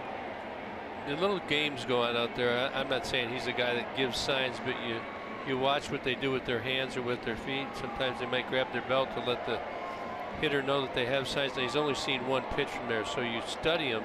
There's always probably somebody in the dugout studying his mannerisms to see if he does anything differently. You step with your right foot, that means it's inside. Step with your left foot, maybe it's away. Hands on your thighs, could be a fastball.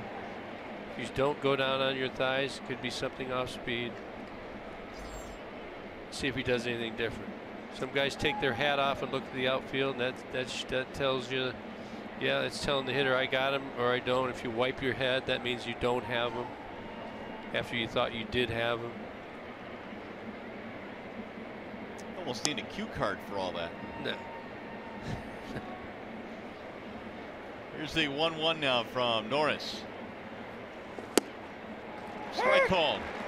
I have heard there are guys, or there were guys, or still maybe, that really didn't want to know what was coming and didn't want to sign. Did you find that to be true? I wasn't one of them.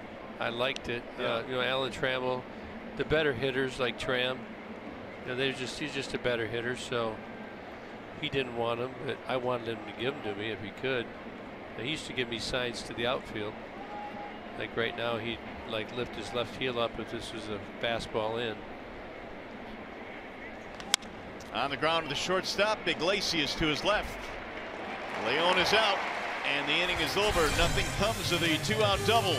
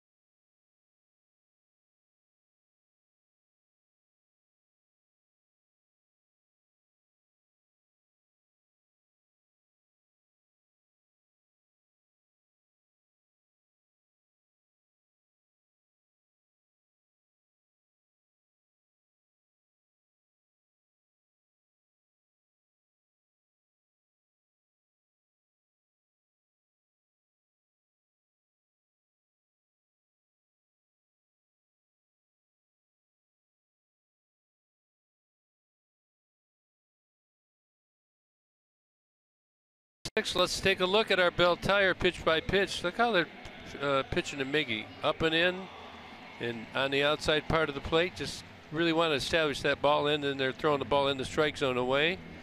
Miggy's not being on time yet this season. Pretty good. I guess they're sticking to their game plan, but Miggy will get on him before the end of this game is my prediction. Rick Porcello, 5 innings, has 6 strikeouts. Tigers have got him to 3 runs, though. They lead 3-2. If you just think about what that does as a hitter, and they keep throwing the ball in, throwing the ball in, throwing the ball in, you could see Miggy. I'm going to try and build a piece from this year to last year. He's just kind of diving into the ball a little bit right now, where normally he just stays back. It's real calm. There they go. They're shifting again. The first pitch to second pitch shift difference. There's a strike called. How much scouting is there that goes on during spring training? In other words, we're talking about Avila taking a couple of at-bats and doing nothing but bunting. Are there scouts from other teams that make those notations that they'll bring into the regular season? Oh yeah, especially late in the spring. There's scouts everywhere at every game. Spring for sure, lots of them, and then scouts get assigned as Alex goes down. They get assigned to teams. So, like, say somebody might have the Red Sox, they'll follow them for 4 or 5 days, maybe a week max. They want to make sure they get all the way through the starting pitching staff so they can see everybody. But you know, you do tend to see. When I was manager, we also, from time to time, we would order a scouting report on ourselves. Really? Yeah. Have somebody come in and do a scouting report on us to see what the other guys are looking at. See if there's some things that maybe you're doing that are very predictable, and/or things that they're doing that are predictable. You can utilize by something you may do in return. Set a little trap, a little bear trap. Nice. Now, who would you order those scouting reports from? They just you know, you talk to your GM, or he just did. You know, initially Kevin Towers did it. So let's take a look at our guy and ourselves. And that's not going to hang up long enough for Benintendi. It's a base hit. Oh, Romine having a day. Single, double, 2 runs scored. See, he's got that good swing, staying in the zone, barreling.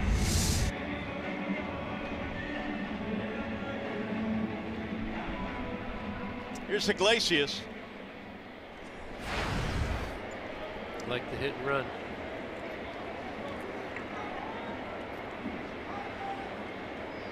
Ground out, line out. He lined to right field in his last at bat. Right side of the infield wide open with the runner at first.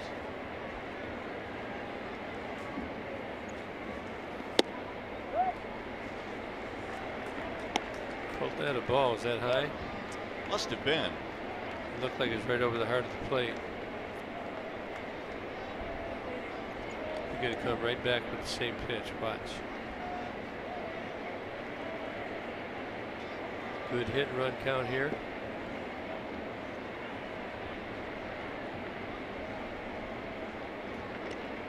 Porcello with the A move there, fired at the first base.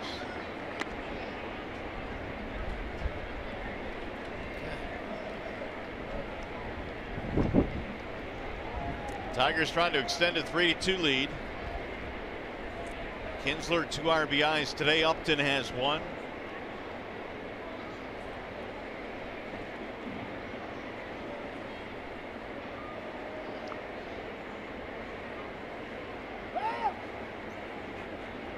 Rick trying to control the running game now with Romine at first base, holding it a little bit extra, and Iglesias ran out of patience. Yeah, they know this is a good count to go on. It's a good count to hit and run on.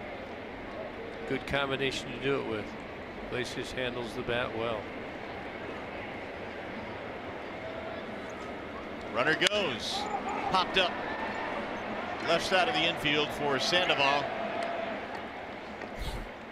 2 gone. We check in now with Kristen Keith, who has more on the flu that's going around the Boston clubhouse. If you've paid any attention to this series, then you've probably noticed that the Red Sox lineups have not looked anything like what you might have expected. Mookie Betts did return today, but Hanley Ramirez, Brock Holt has had it. Joe Kelly's still out. Robbie Ross actually got placed on the DL for the flu. There are 3 strains of this virus going around, dating all the way back to spring training when Mitch Moreland was quarantined. Several of the coaches have had it. Yesterday, Andrew Benintendi was apparently throwing up in the dugout. And I heard the Red Sox play-by-play had to leave the game midway. So if you're going around, do not shake these guys' hands.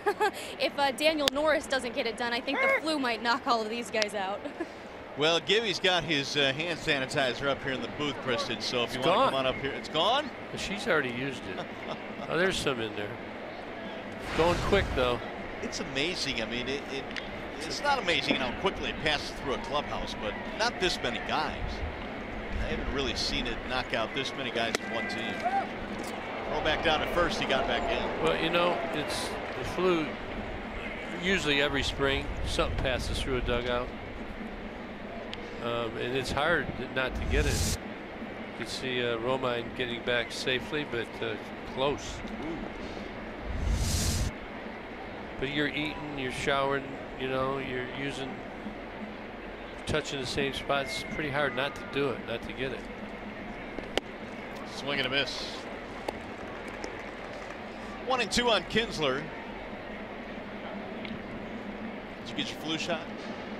Did this year. Yeah. I didn't last year. Did you? I did. But they say it's like 48% effective. Yeah, I'm not sure how high it is, but there's so many strains out there.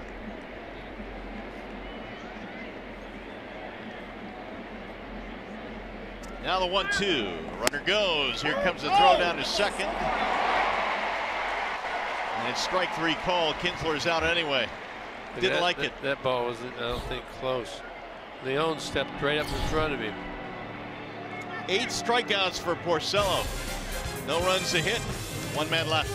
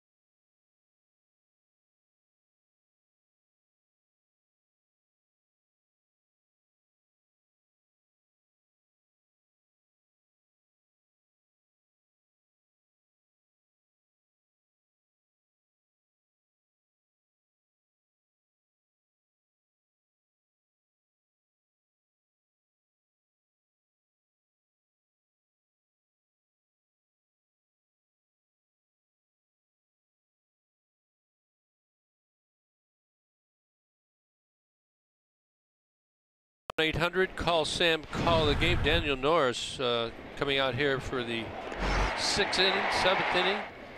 Just money. Picks a guy off here. 9 ground balls, 6 fly balls, and a couple of strikeouts. 6 innings pitched, 6 hits, 2 earned runs.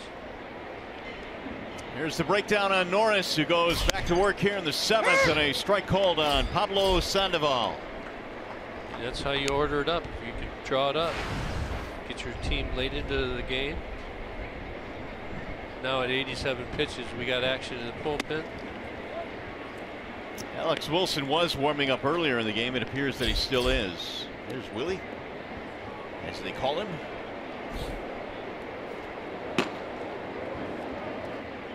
Here's the 1-1.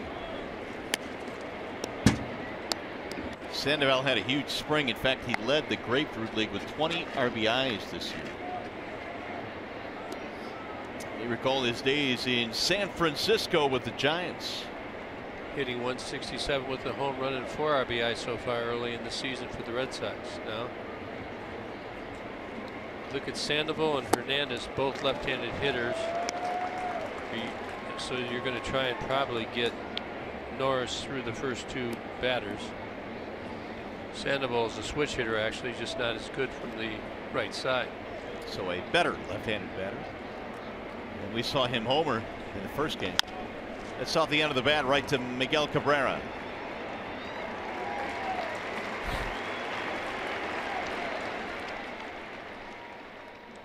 So the last 3 games, really good starting pitching. See Michael Fulmer, Jordan Zimmerman, all 6 innings or more. 2 runs is the most that have been given up. That's so far by Daniel, but he's trying to get through 7. Excellent. Strikeout to walk ratio. Encouraging to see Zim pitch as well as he did. Yeah, I asked Michael Fulmer how he felt 2 days after his start. He said, you know, you could feel it. Threw a little extra harder, and you know, there's more. You put more effort into it when you get into a game, a real big league game. These guys, when we're talking about major league pitchers, you would be amazed at the amount of maintenance that they have to do throughout the course of the season to keep their shoulders and elbows healthy. Yes, they do. There is a lot of work, a lot of exercises. A lot of training, strength training, conditioning.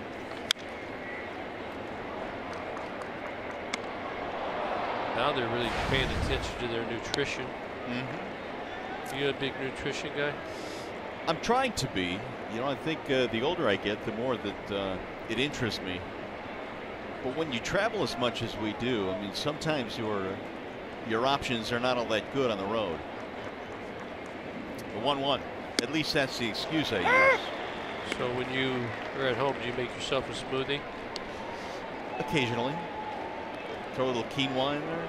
So, you know, in the clubhouse, you know, they by the food they have red, yellow, and green. So you know when you go into the clubhouse, you look at the players. If you see green, that's the best thing that you can eat. If you see red, that's what you want to eat, but you shouldn't eat. If you see yellow, maybe it's a compromise. So green would be like what? Spinach, kale, some plain chicken, some good protein. Maybe Gotcha. some avocado and something. That's a good fat. I tend to lean toward the red. Well, you maybe think about changing it. Didn't go. It was close. So, what would you put in your smoothie? I made a little list of mine. Kale, Yep. apples, Yep. raspberries, I'd go strawberries. blueberries. Yeah, strawberries, quinoa. Any beets? And no, but I love beets. I would do that if I had them. Little chopper, left side of the infield, tough play, Iggy. Quick release, not in time. That'll be a hit for Hernandez. And then I top it off with 7 tablespoons of sugar. And the medicine goes down? That's right. That's going to be it for Norris, it appears. Here comes Brad. He has made the signal to the bullpen. And so Wilson will be coming out of the bullpen. Nice job by Norris today. Excellent. 6 1/3 innings. Tigers continue to get nice pitching from their starters. Nice round of applause. It's a Wallside Windows pitching change here at Comerica.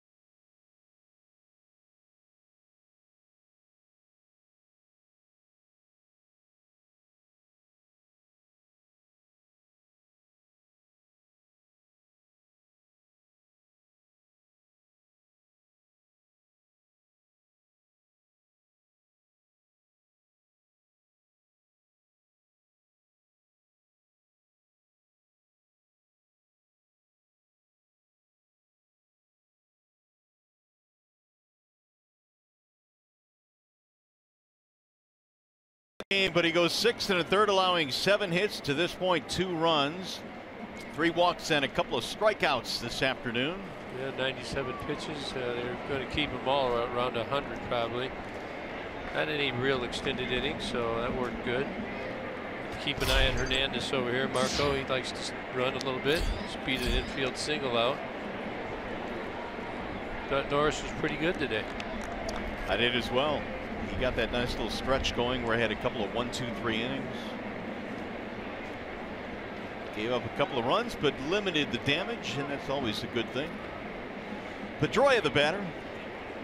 1 for 3 for Dustin Pedroia.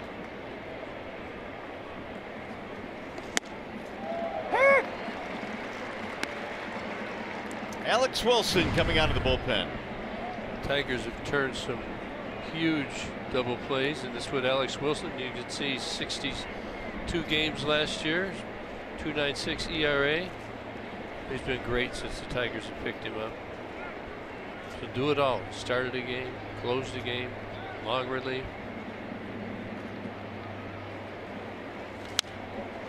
Now it's 0-2. It's kind of like the utility guy for the pitching staff. He is. You've heard of Josh Coleman, right? Mm-hmm. Local kid. Joe Saunders was warming up one game, and the Anthem had played. He said his shoulder wasn't getting loose. Coleman threw a couple of pitches and started through like 6 shutout innings. No kidding. So just this is kind of what Alex can do. He's that type of guy. Has the mentality to handle whatever situation you put him in. If the Anthem is playing, that's pretty late notice. That's real late. But he was down there in the bullpen, and he knew what was going on, so he was moving his arm around a little bit prior to that. But Josh Coleman didn't need many pitches. Plus, he embraced the situation. Kyle Ryan warming up in the Tigers pen. The 0-2. On the ground to the shortstop. Iglesias to his right. There's one. Wow. And there's 2. What a play by Iglesias to double up Pedroia. How about that? That is a great play. Iglesias moved far to his right. Check this out. Gets the glove over on his right leg so he can deliver the ball quickly to Kinsler. Over to first. Easy double play. Coming up, the Consumers Energy 7th inning stretch.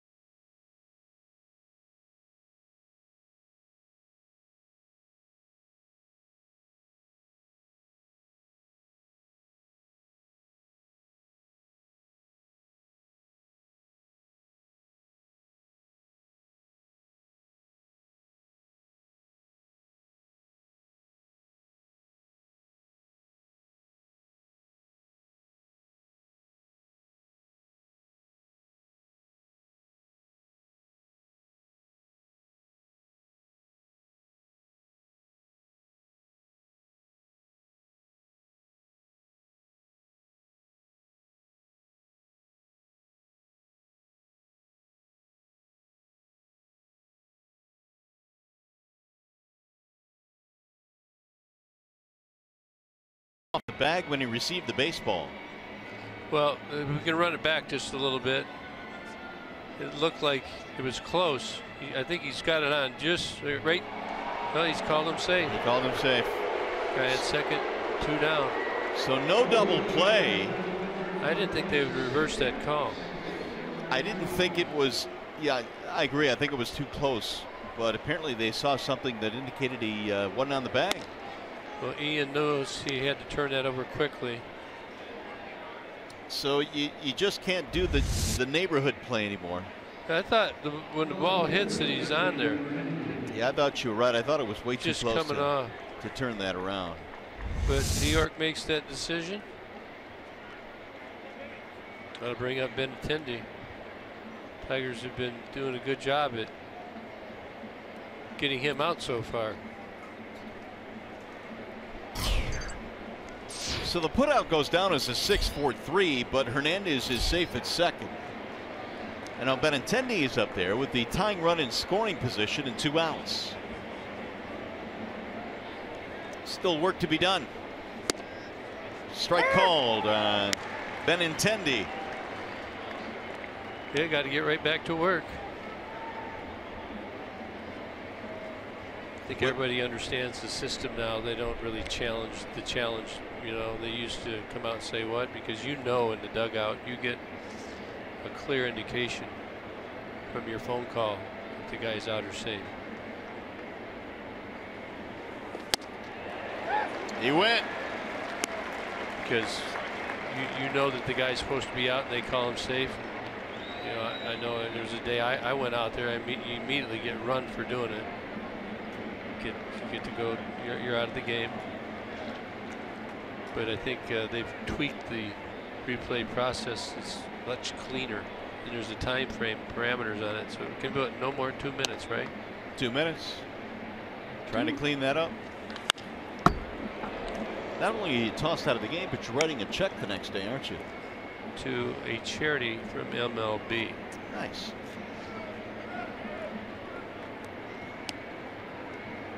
Oh, 2 on Benintendi.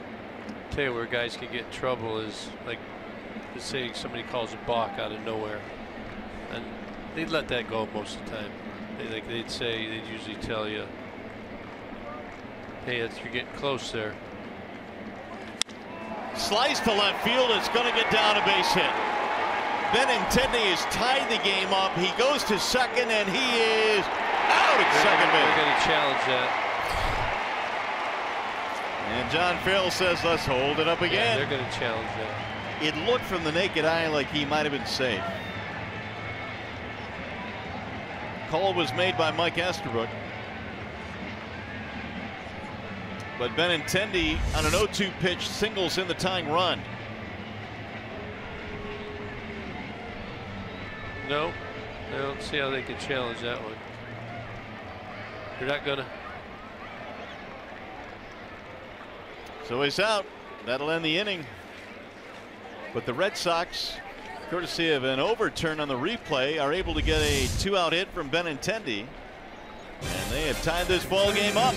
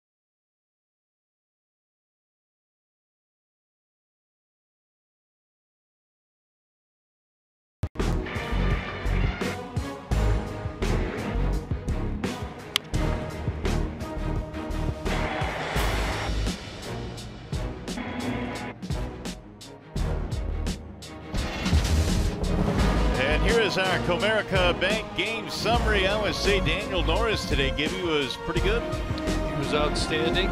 6 in the 3rd inning, 7 hits, 2 earned runs.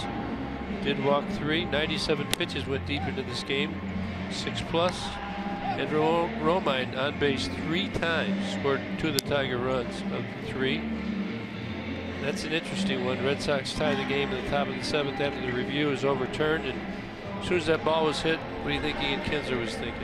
And I know he's very critical, but got to move on. And Tigers tied up here at 3-3 as we go to the bottom of the 7th. Well, the Tigers host the Mariners for a 3-game series, April 25th through the 27th. Save on great seats with the weekday value pack. Get 4 tickets, hot dogs, chips, and drinks all for just $16 per person. Visit tigers.com/value or call 866-66-TIGER. Meanwhile, Rick Porcello goes back to the mound now. Here in the bottom of the 7th, it'll be Nicholas Castellanos to lead it off. Then Miguel Cabrera. At 93 pitches, still rolling. Gave up a single but struck out 2 in the 6th, and he has struck out 8 in this game. Nick looks at a strike, 0-1. Nick's hit the ball hard all day today. Nothing to show. Line out to center field. Shortstop did have a single in the 1st inning, but nothing with any damage yet.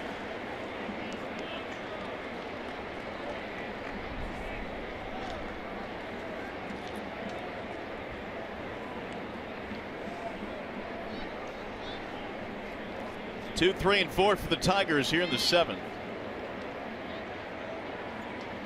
Here's the 0-2.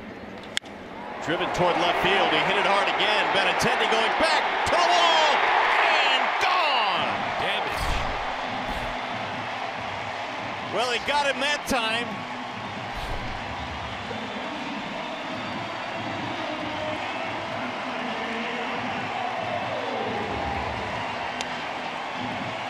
You know, Nick's showing a little cockiness today, isn't he? He's got a little swagger about him. I like it. Yeah, we actually saw a little bit more of it in spring training, and that has carried over into the regular season. He got hold of that one. You can't catch that one. Jackie Bradley out of the lineup, but he caught 2 yesterday. 2 today been caught. Nick puts Tigers back on top.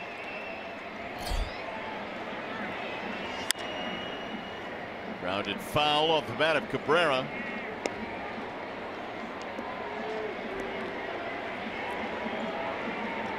Nick's feeling it, isn't he? He has hit the ball hard 4 times today. That time the park could not hold him.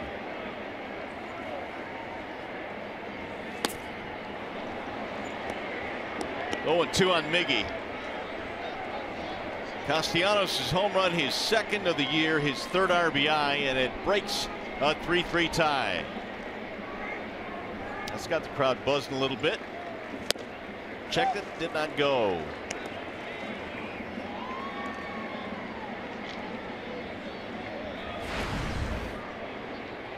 Cabrera had a single in the 1st inning, his 1st hit of the year.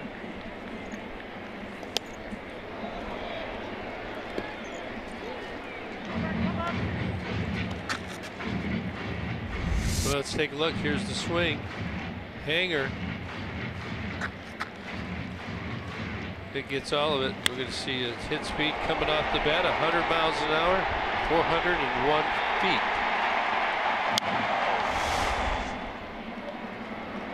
What's a good baseline for the hit speed? I think probably 100 or more. Castellanos put a charge into that one. His last 2 at-bats, the balls were hit deep to center, but that one got out. On the ground to the shortstop. Hernandez stumbles. Quick throw is not in time. Pulled him off.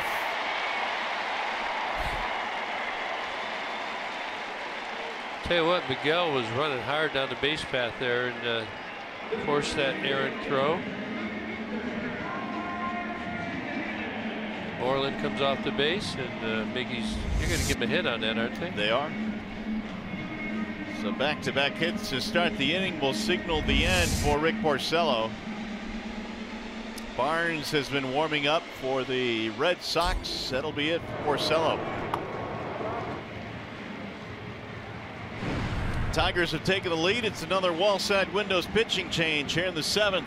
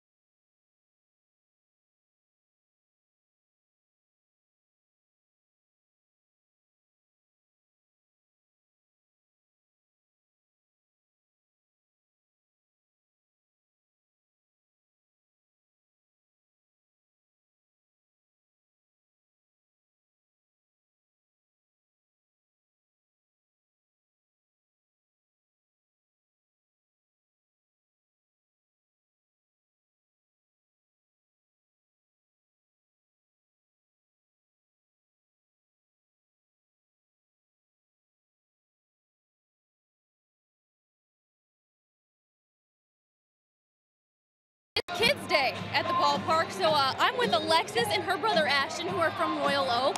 Alexis, tell me, are you excited to run the bases after the game? How old are you, Alexis? 4. Do you have a favorite Tiger player? Yeah! Who is it? Ashton! That's your brother. We'll ask your brother. Ashton, do you have a favorite Tiger player? Miguel Cabrera. Why is he your favorite player? Because I like the way he hits. I think we all like the way he hits. All right, we're ready for Miggy to get back. Are you going to run the bases at the end of the game? Yes. Yeah? My Tiger is Paw. Paws. She likes paws. I like paws too. Could you get a little closer to the mic, please? Thank you, cutie pie. Oh, she handles the mic really well, actually. Yeah. Oh, nice job. Well, it's going to be a pitching change here with Matt Barnes coming in. Yeah, Matt Barnes just coming back. I think he was a flu victim. Big 6'4", 210. Throws gas, 96, 97 mile an hour fastball slider. Get it ready. First round pick a couple of years ago, 2011 in the Red Sox. Victor Martinez, the batter. Home run by Castellanos has given the Tigers the lead.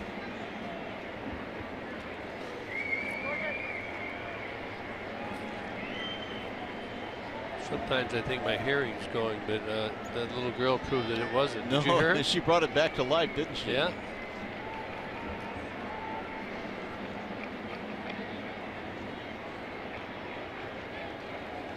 Here's the 0-1. We had Victor out in his front foot there, and the count is 0-2.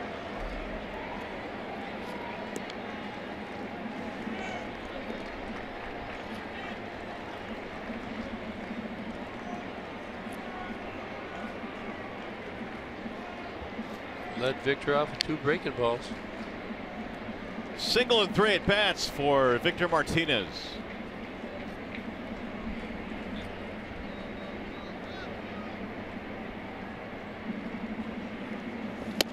Did he hold up? Yes. Okay, this Barnes real slow to the plate, over 1.5 seconds. Miggy can take off if he wants to. I wouldn't be surprised.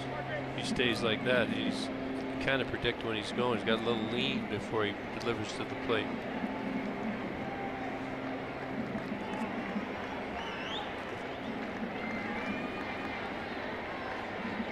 Oh, he's not even out the bag. 2-2 now as Martinez has run the count even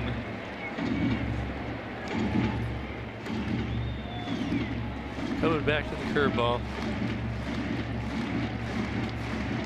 Got 2 quick strikes on him, then he wasted a couple. Richie Hebner used to tell me when you see an early breaking ball, look bad. He used to call me Jack. Look bad, Jack. Because you're trying to set him up for getting it later in the at bat.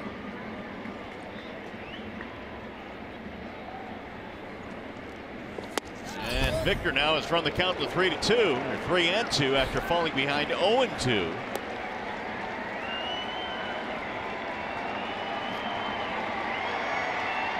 Four runs on 11 hits for the Tigers in this game. Upton on deck.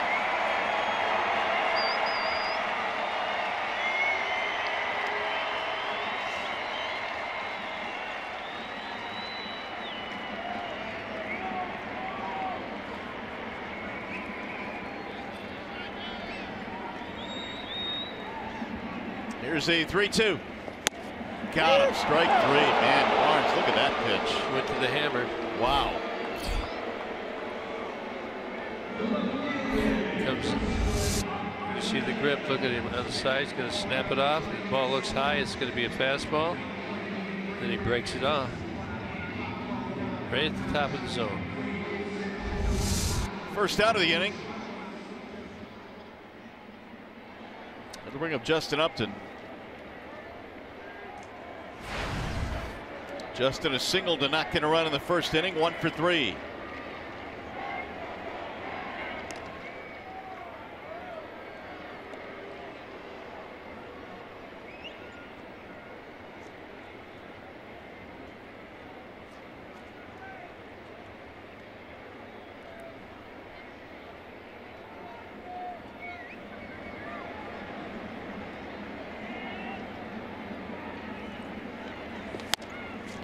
Ball 1 missing outside.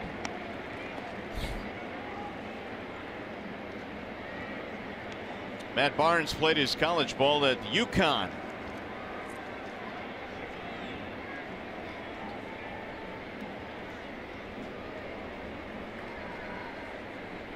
He's an umpire from UConn. You know who that is? I do not. Runner goes. Swing and a miss. Throw down. And out at second is Cabrera. I had a feeling he was going to take off. Well, Miggy's struggled, but he's got a couple of knocks today. Feeling good. His legs are feeling good. He takes off here. Guessing breaking pitch probably. But they get him. You can see the big fellow going now. Barnes has been mixing it up. Sometime when he lifted the leg high, Miggy would have made it, but he kind of quick pitched him that time. Good idea. 1 ball, 1 strike on Upton.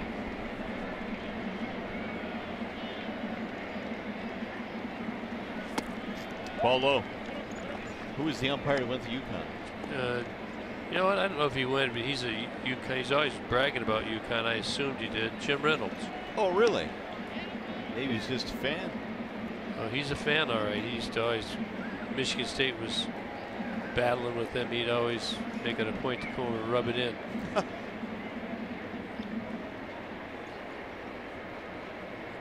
Now the 2-1 to Upton. On the ground left side for Sandoval.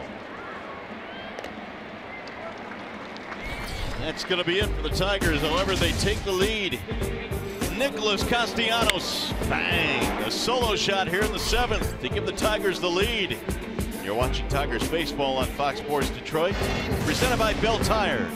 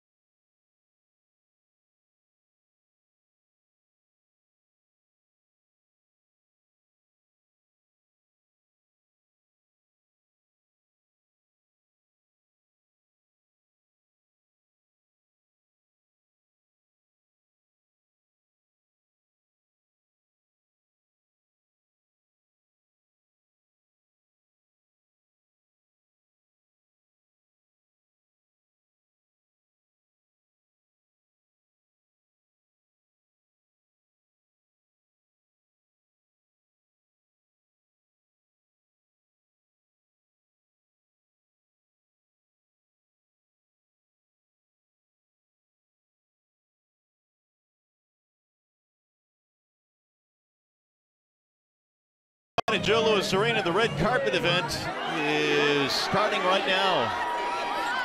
Chris Osgood making his way on the red carpet. Dan Helm being greeted.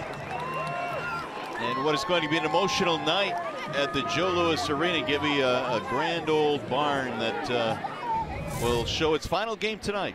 Yeah, guys gonna have fun. That place will be rocking like a playoff game.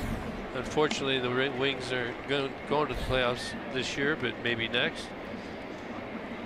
But it'll be a rememberable moment, I'm sure. When they closed down Tiger Stadium, it was really cool.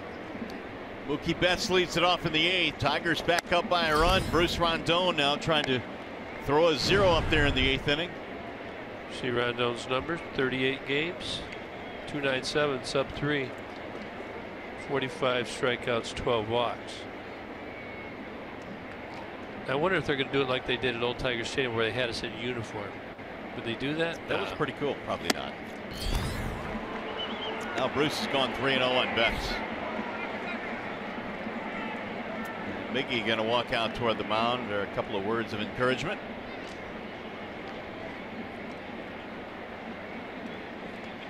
Betts a walk, 2 grounders. Didn't Rondon walk the first batter the other day? So he's a little wild so far. There's the strike. Dialed it down to 95. Bruce came on in the 8th inning of game 1 in this series. Got a fly ball from Pedroia, but then he walked Benintendi.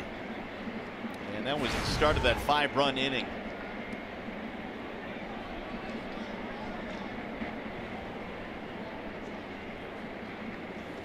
And he walked him. So Betts is aboard to get things started here in the 8th. Mookie's second walk of the day. He can run.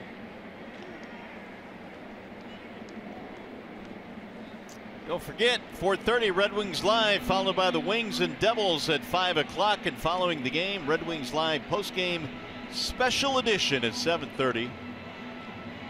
From the Joe Louis Arena, as we say farewell to the Joe.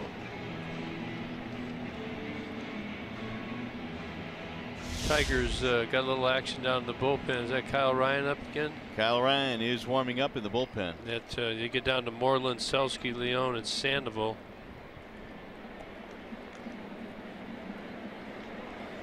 So Rondon now trying to pitch around a leadoff walk. It'll be Chris Young to step in. Betts last year, 26 stolen bases, only caught 4 times. Well, that's going to be in play.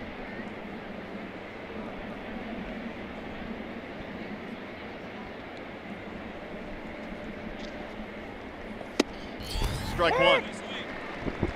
You don't happen to know offhand what Rondon is to the plate, do you? That's about a 1-4, 1-3-5, 1-4. You can see I got my stopwatch. Actually, I didn't look at you. I didn't notice you had it. Crazy about the stopwatch, you know. Kind of like a toy. Yeah. 138. That would be hard to get Betts if he gets a good jump. 21 stolen bases in 15 and caught 7 times. Pretty good average. So if you're behind by a run in the top of the 8th, you want to make sure you can make it. Can't run into an out. Drill to left field. That ball's going to get down and go to the corner. Backhanded there by Upton. And the throw is high, and Betts will get to third, and both runners move up. Young to second. Betts read that throw from Jay Up.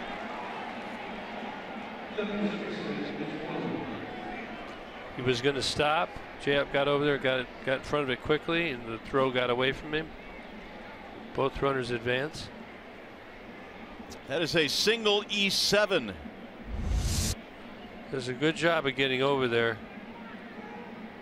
Just didn't get his feet under him like he wanted. The ball really took off on him, went over the cutoff man's head. Betts on to third. Yeah, that really was a good read by Betts. Seaway on to second. It's going to be interesting. You bring the infield in. Intentional walk. They're going to walk Moreland. trying to make John Farrell make a move here. And again, one of the rule changes this year, you just simply have to signal intentional walk. You don't have to actually throw the Is that Brock Holt? pitch. It is. They're going to burn him. I'll bet you if they bring in Ryan, they may burn Holt. So you're Brad, you got to wait till that he is announced, which he has been. Now Brad's going to come out and make the move to get Kyle Ryan. See if Farrell counters. So Rondon facing 3 batters, couple of walks, a single. It's a wall side windows pitching change.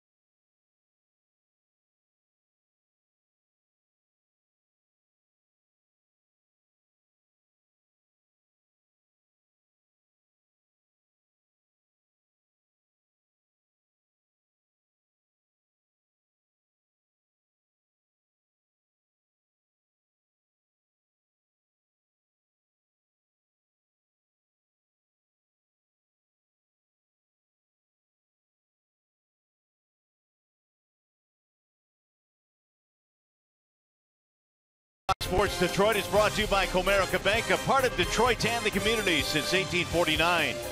Your Metro Detroit Chevy dealers. Visit ChevyDetroit.com. See why Chevy drives the Motor City. Wallside Windows. We can do that. We are the factory. And only T-Mobile lets you stream, post, and share all things MLB with T-Mobile One. Unlimited data means unlimited baseball. Well, it's getting a little bit sticky here at the ballpark now. Kyle Ryan coming out of the bullpen. The bases are loaded with Red Sox. Nobody out in a 1-run game. Tigers lead by 1. Tigers are bringing the infield in. And Brock Holt will pinch hit, and he looks at a ball outside. It's hard to do. You bring in a pitcher and you load the bases up. That's marginal room for error.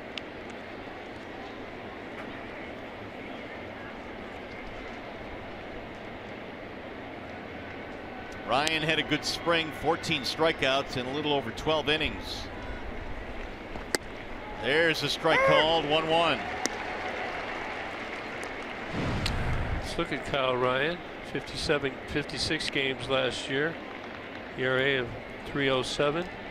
35 strikeouts, 15 walks, 16 pitches yesterday. So you're not going to want him to go too long back-to-back days early in the season like this.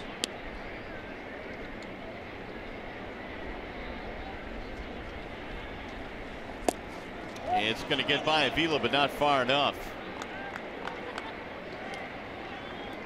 Sometimes we talk about visualizing right now. I'll take a 1, 2, 3. Oh, that would be perfect. Last year, Brock Holt hit 105 against lefties.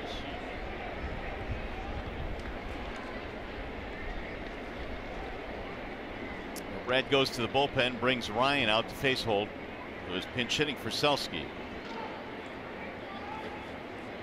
Here's the 2-1. Ooh, now it's 3-1 and no place to put it.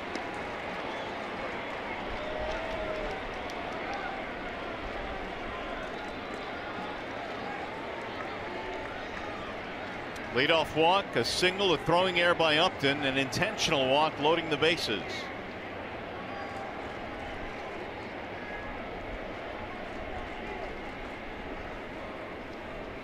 And he walked him to tie the ball game.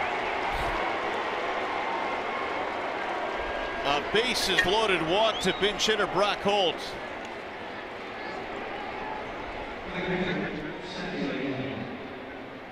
It'll tie it at 4. Well, it's not how you drew it up.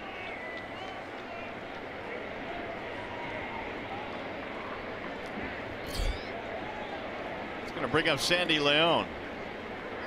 León last year hit 373 versus lefties, 286 versus righties. So though you turn him around, this is his preferred side. Line to center field. That's going to get down and score 1, maybe 2. Here comes Moreland rounding third. He will come in to score. León has a 2-run single, and the Red Sox have a 6-4 lead. That's the second hit of the game for León. Now León, good hit right here. He knows that Kyle Ryan just walked Brock Holt, so he's looking for a cookie. He knows he's going to try and get ahead in the count here. It's fastball right down the middle. He's all over it. And they're circling the bases.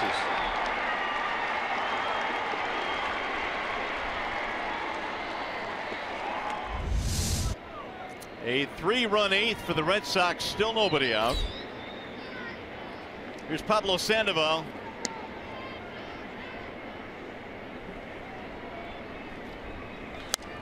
He'll drive it foul back out of play. 0-1.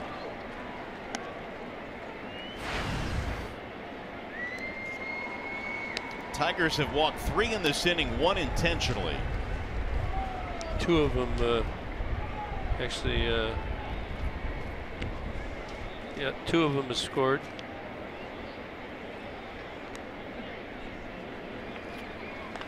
Ground ball, third base side. Castellanos goes to second. There's one, and a double play, but another run will score as Holt comes in to make it 7-4.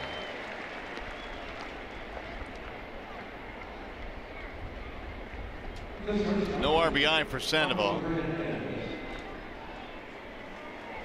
Well, pretty good pitch. That's what he needed against Holt. Needed to get a ball in play on the ground. Looking for a double play there. I mean, even if you get out and you're tied up or you're down a run. Boston now leads 7-4. 4 runs this inning.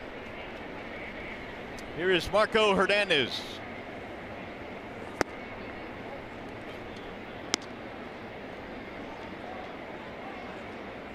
Boy, the Tigers pen in the series, 9 runs in 7 1/3.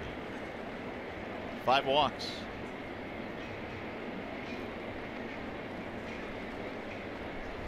Swing and a miss. 1-1.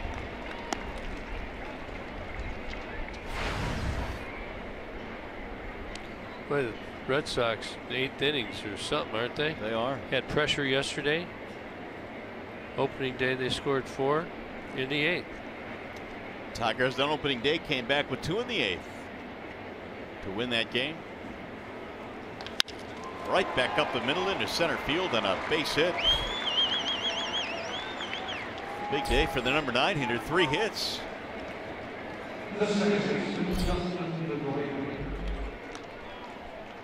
And all of a sudden now Boston with 11 hits on the board. Coming to life are the Red Sox. Their bats. Porcello with a good effort. Anibal Sanchez warming up now in the Detroit bullpen.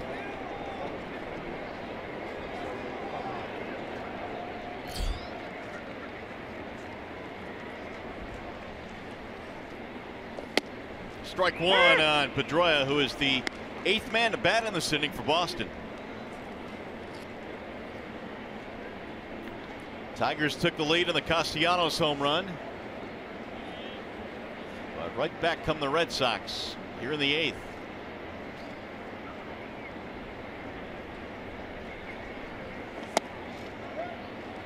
Inning all started with the leadoff walk. to Mookie Betts by Bruce Rondon, single by Chris Young, intentional base on balls, another walk to Brock Holt, and a 2-run single by Sandy Leon after they walked in a run.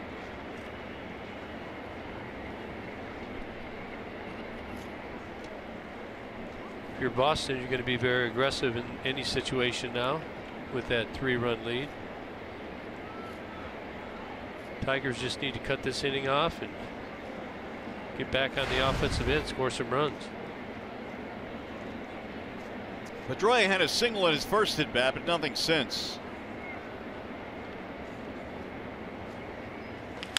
Ground ball, third base side for Castellanos. That'll end the inning. But it's a big inning for Boston. They scored 4 against the Tigers' pen.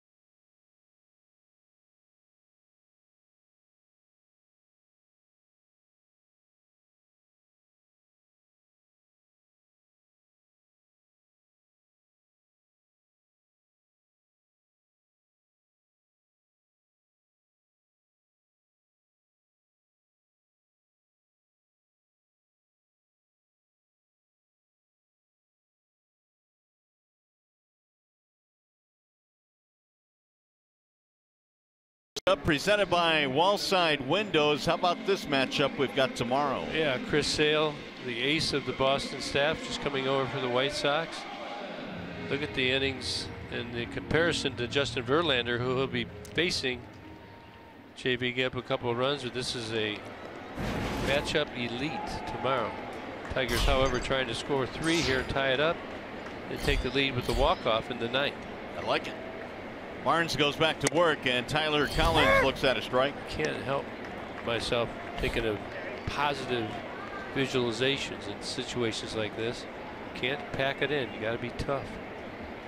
Tigers didn't pack it in the first game of this series on opening day. They ended up winning the game. Chopper to the right side of the infield, Pedroia.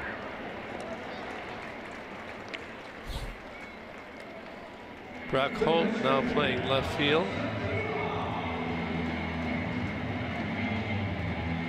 Did intend was he move over to center? He did. Yep.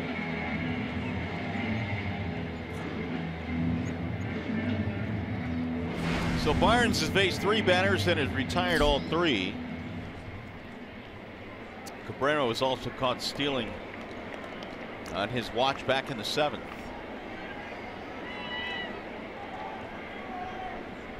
Alex Avila has a walk and 2 strikeouts. Just thinking also about people get disappointed. We saw a spattering of questioning last inning when it didn't work out. If you're a manager there, you might ask, Norris is pitching good. You know, why do you take him out?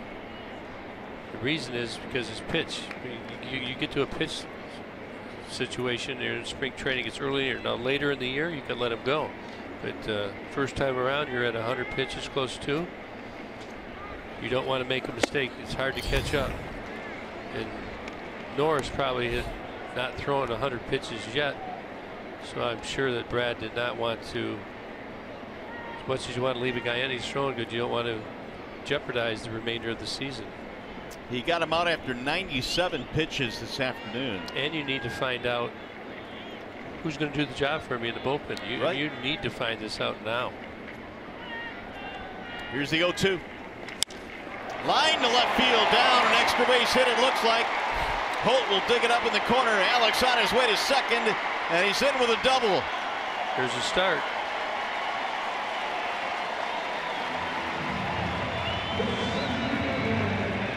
Alex walk and strikeout. Now he adds a double. You can look at it from the side.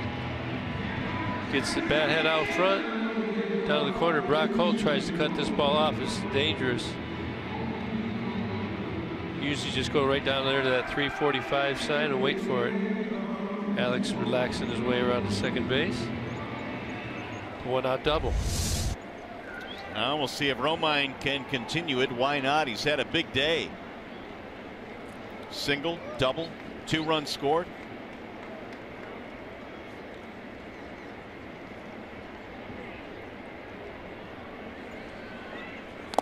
Ball 1.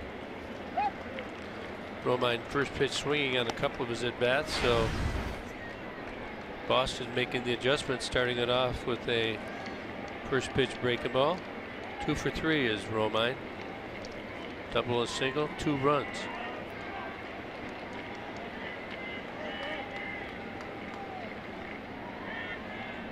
Here's the 1-0 from Barnes. Mentioned Barnes played his college ball at UConn. He was a teammate for 3 seasons there of George Springer, the fine outfielder for the Houston Astros. One of the best young players in the game. Well, he is, isn't he? Dynamic player.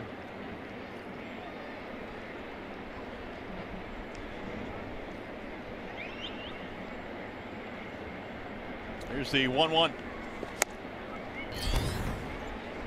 96 miles an hour right by him. Looks like he throws a heavy ball.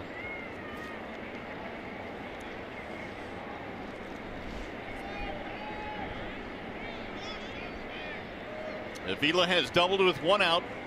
Tigers down 7-4. We're in the 8th.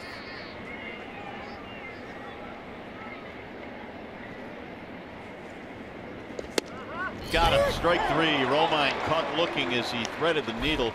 Andrew thought it might have been a touch outside. Well, Barnes started him off with that breaking ball, and he thought he was going to come back to it. And you can see Sandy Leon bringing it in. Look at him. Wow. Right at that glove. 6-8 inches onto the plate. Marvin Hudson bit. Yeah, 96 on the outer edge. That's not even on the black.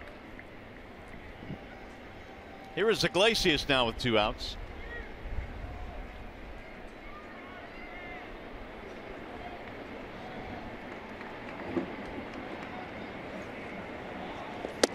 Strike called, 0-1. Again, upper 90s from Barnes.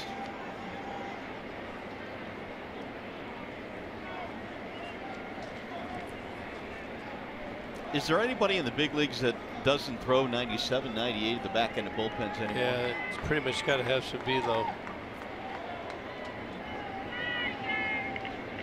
Here's the 0-1 pitch. It's a trend, that's for sure. Yeah.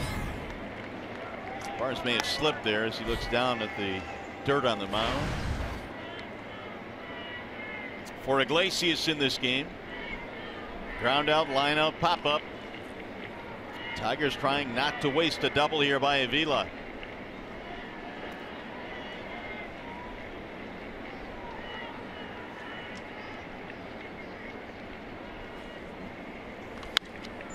Fouled away, 1-2.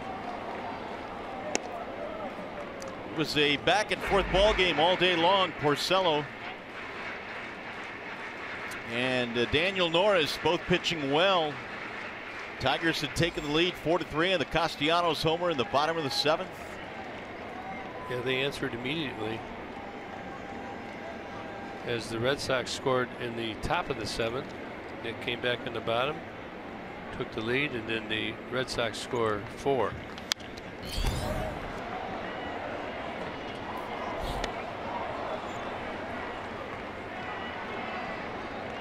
big on the starters today?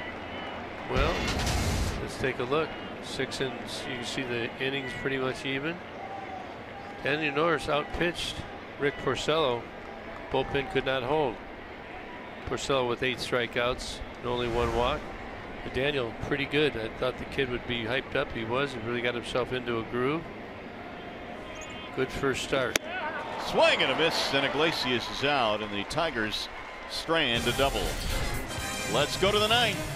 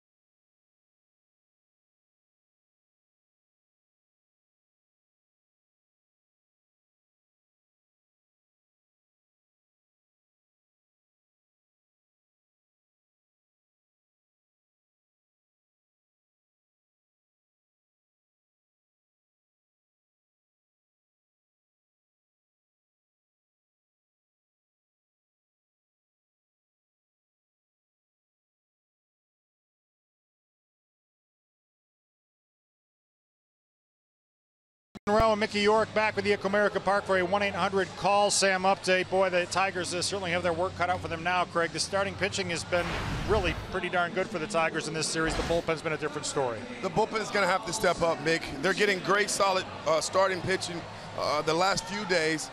And then all of a sudden the offense, they're putting way more pressure on the offense than need to be because the bullpen's not holding lead. Somebody down in the bullpen is going to have to step up, take charge, and get this thing on track. All right, we'll find out what Brad Ausmus has to say about all this coming up after the game on Tigers Live. Mario, Gibby. All right, fellas, we'll see what transpires here in the 9th inning. Anibal Sanchez has come out of the bullpen now for the Tigers. Well, number 1, no runs to the Red Sox. Then we get the walk-off in the 9th, but you got a little distance, 7-4. Tigers are down. Andrew Benintendi leads it off here in the 9th inning for the Red Sox. Take a look at Anibal Sanchez. 35 games last year, started only 26, ended up being in the bullpen there again this year. Been working with a little different arm slot since about the last third of spring training, where he was way up over top with his release, trying to have a little more angle, a little more 3/4 out to the side a bit.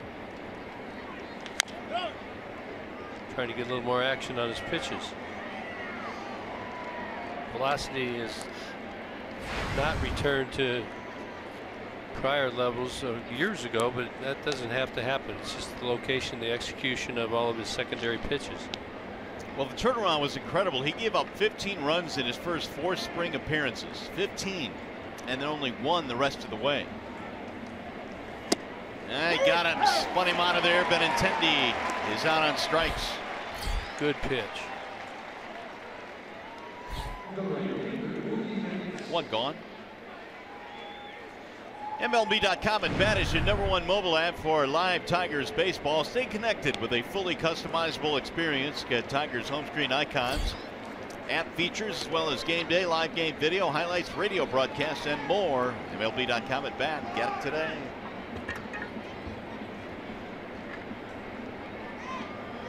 Mookie Betts got it all started with a walk back in the 8th against Bruce Rondon.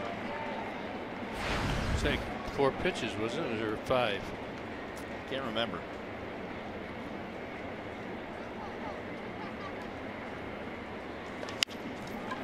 Chop to third base for Castellanos, his position. 2 gone. It'll bring up Chris Young. Tigers top of the order after this shutdown inning against the Red Sox. Kinsler, Castellanos, Cabrera puts Victor the winning, the tying run, and Jay up is the winning run. Get her done.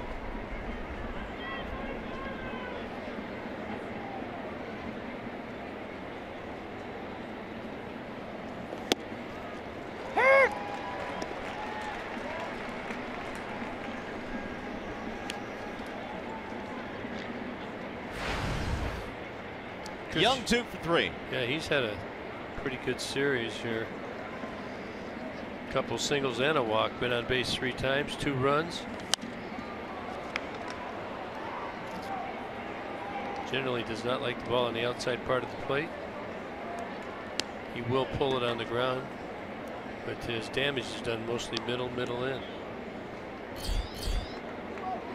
Craig Kimbrel starting to warm up, the closer for the Red Sox. The 9th will be his. Some more express coming your way. Hard fastball and slider.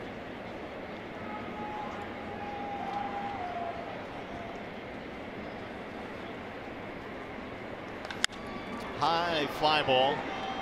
Shallow left field. Upton coming in. And it's going to be a 1-2-3 for Sanchez.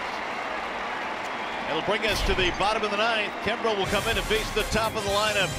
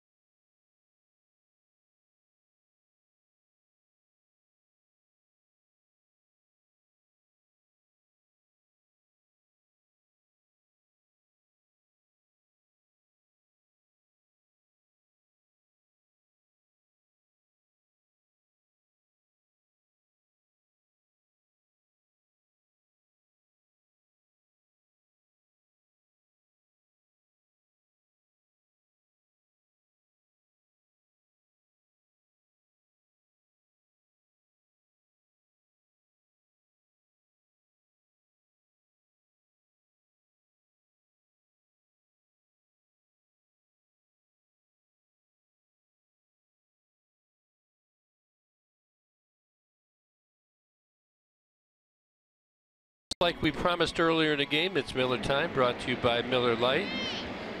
Bottom of the 7th inning, Tigers had just got tied, and Nick Castellanos goes yard off Rick Porcello. Put him up 4-3. However, the Red Sox scored 4 in the top of the 8th. Tigers now trail 7-4. There you can see the line score. Tigers looking for a big comeback here as they down to their last 3 outs. There's a rally cap. Need a few more of those. Well, Craig Kimbrel, the closer, coming out of the bullpen now for Boston. Yeah, he's got a pretty good record doing the closing out games. 31 for 33 last season. 57 games he appeared in. See that whip of 1.09. 83 strikeouts, only 30 walks. Pretty much brings you the express. Low fastballs, and you got a real good, hard, sharp slider. Well, you've got the top of the lineup coming up. Usually when you're down by, you usually take a strike here. With Kimbrel, I don't know. You know, he's got really good stuff. You might probably want to be ready to hack right away. First one is outside, 1-0. Ian Kinsler in this game has 2 hits, 2 RBIs.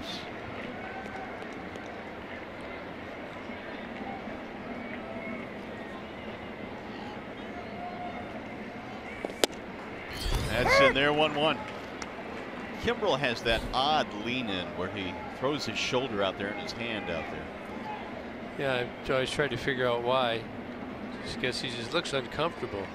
Maybe he's keeping his shoulder loose. What do you think? I'll go with that. 2-1. Still got the velo, 97, 98 mile an hour.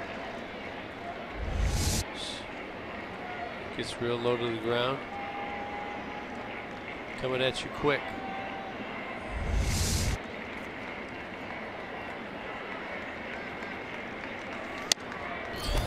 Three and 1 on Kinsler. We'll take it. Kimbrel had some huge save seasons over in the National League with Atlanta, including 51 year. He leans down like that. It must be in a caw. Looks like a crow. Okay. And he lost it, ball 4.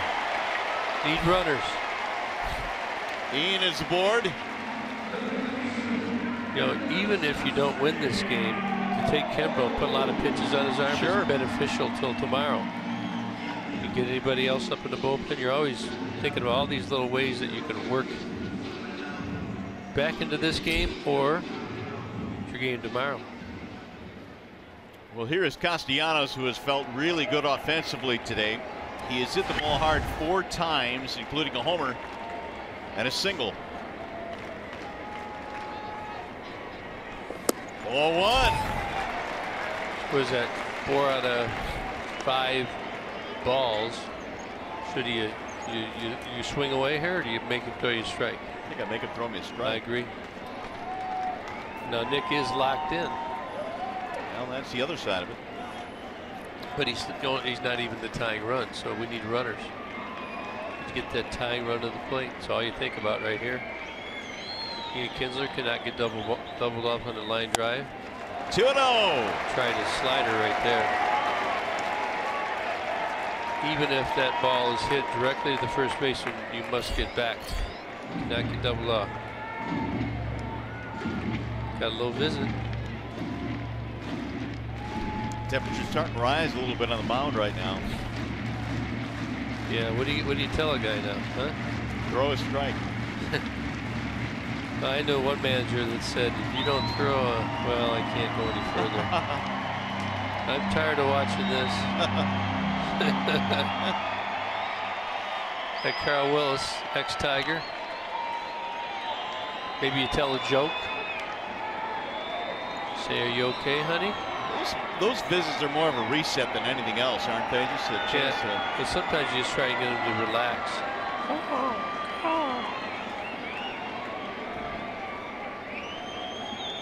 Did you hear that bird? Yeah, I heard it. Here's the 2-0. Low, 3-0. Kimbrel can't find the plate.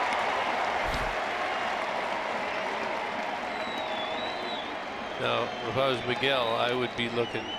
If he walks Nick, I would not take anything for granted. I would look at Brad's telling him right now. He just went and told him. They were just talking. I bet you he told him you don't have to take a strike. Oh man, he missed badly. He has walked the first 2 in this inning. Just kicking the mound. Good body language for the Tigers.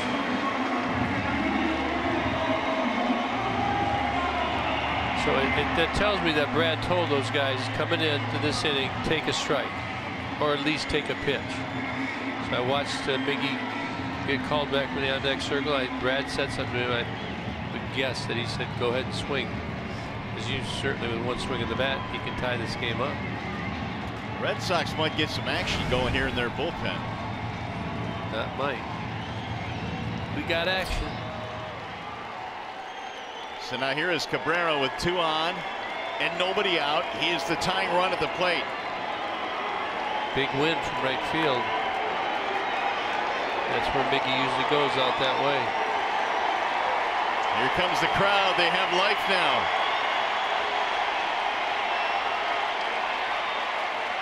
Probably Mikey Matuk getting loose in the Tigers' runway. May need to run for Victor. In there, a strike call. Kimbrel was desperate to throw a strike. He has missed on 8 of the first 10 that he's thrown in this inning.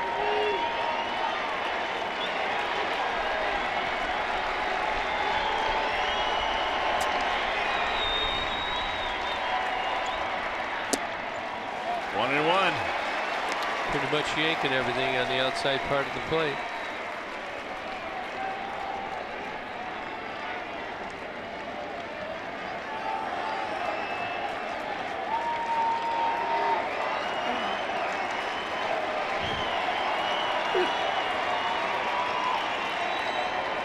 Swing and a miss by Cabrera. Ooh, 98. Upstairs cheese that time. 1-2. Miggy lets it go. A little tardy. Come on, Miggy. Now the 1-2. Swing and a miss. He struck him out, and Cabrera frustratingly kicked his bat.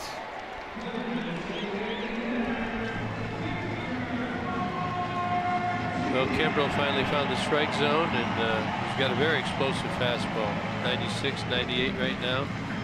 Has not gotten the slider over yet, so you can pretty much look heater. Leave it up to Victor. My guy. This would be a big one here. Big points. You're not kidding. Victor has a single in 4 at-bats today. I have 2, 4, 5 points. Is the strikeout a negative? That's no. a negative. It is? It is. 4.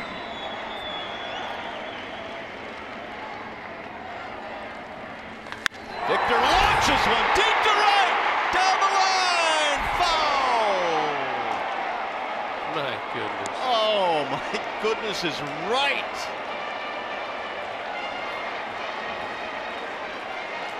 Wow. He's ready. He was on time.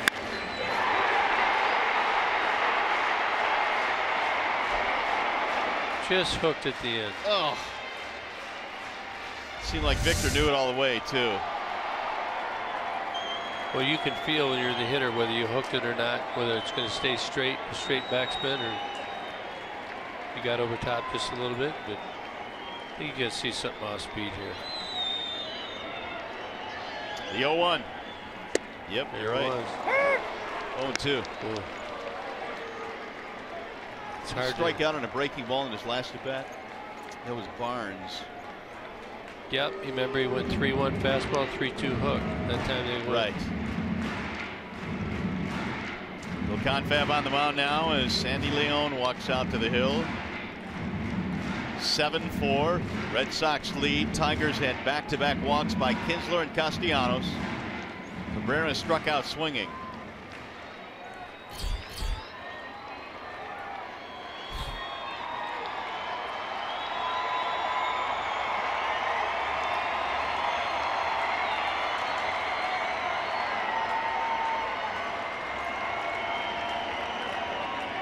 Now the 0-2. Ooh, he threw him another breaking ball and it just missed. Well, you know, why is that? You just got to think sometimes. You don't really know, but you got to have a hunch. Victor first pitch kind of turned on something inside. So he's like, whoa, he's on that fastball. So now you're going to get the hooks. He may go fastball away here now.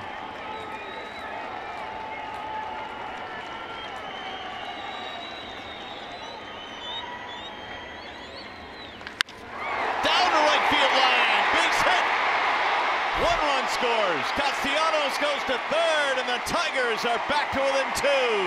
Got to run for him. See if Montook's got his legs loose. If we were talking about, it's gonna be Nick. Who we got running?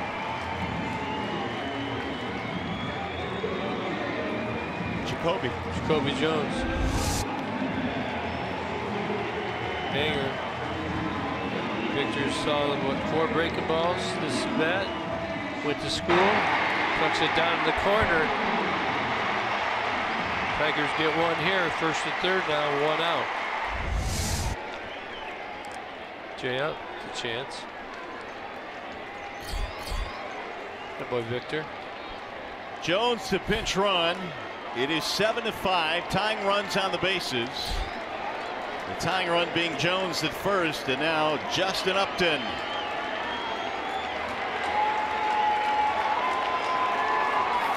Tigers hits. Jay up a single and 3 at bats, make it 4 at bats. And he looks at a strike, 0-1. Suddenly he's got a wrinkle and everything.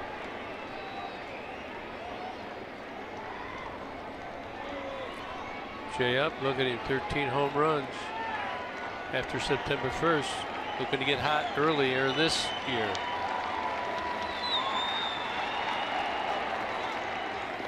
Oh. Up at the letters at 98.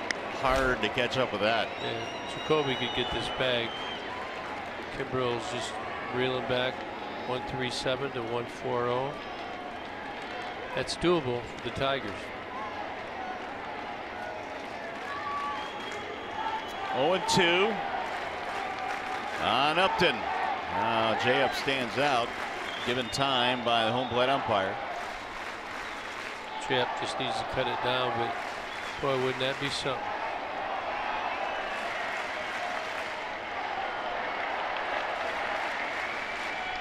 Here's the 0-2. Swing and a miss. He struck him out. 98. Fans, don't forget, at the conclusion of this game, we'll get you quickly over to the Joe Louis Arena for coverage of the final game of the Joe. Tonight against the Devils. Business to take care of here first, though, as Tyler Collins stands in with 2 outs. They give you that's 20 pitches now for Kimbrel. 10 balls, 10 strikes. Now this situation right here, if I was Tyler Collins, I'd sit on a first pitch slider right down the middle. He hasn't seen it before. It's going to be outside heater. There it was. Because he's throwing 98 and nobody caught up, right? Right. So that was 86. And he hasn't seen Kimbrel before, I don't think. So it's easier said than done. If you had at bats off him, you can sit on a pitch much more efficiently.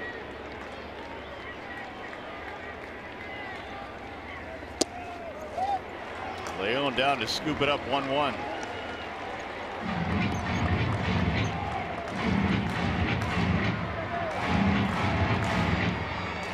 Seven runs, 11 hits, Boston. 5 runs, 13 hits, Tigers.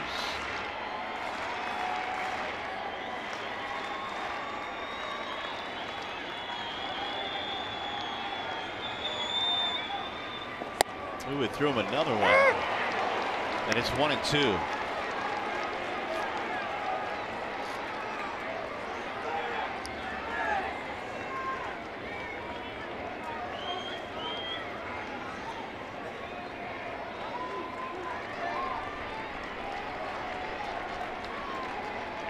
Could be a waste pitch. Runner goes, and it's fouled back out of play. Jacoby was on the move from first base.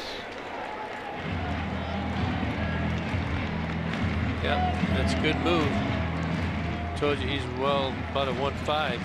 Jacoby should get that easy. It's a high percentage risk. The reward outweighs the risk.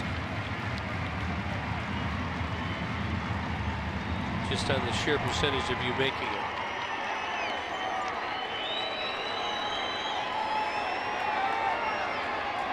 Collins waiting on a 1-2. That bad. He just got jammed again. I hope this one doesn't break either.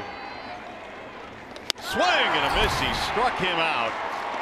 And that's the ball game. 7-5. The Red Sox win. Now we send you down to the Coliseum Studios and Mickey York. All right, Mario, thank you very much.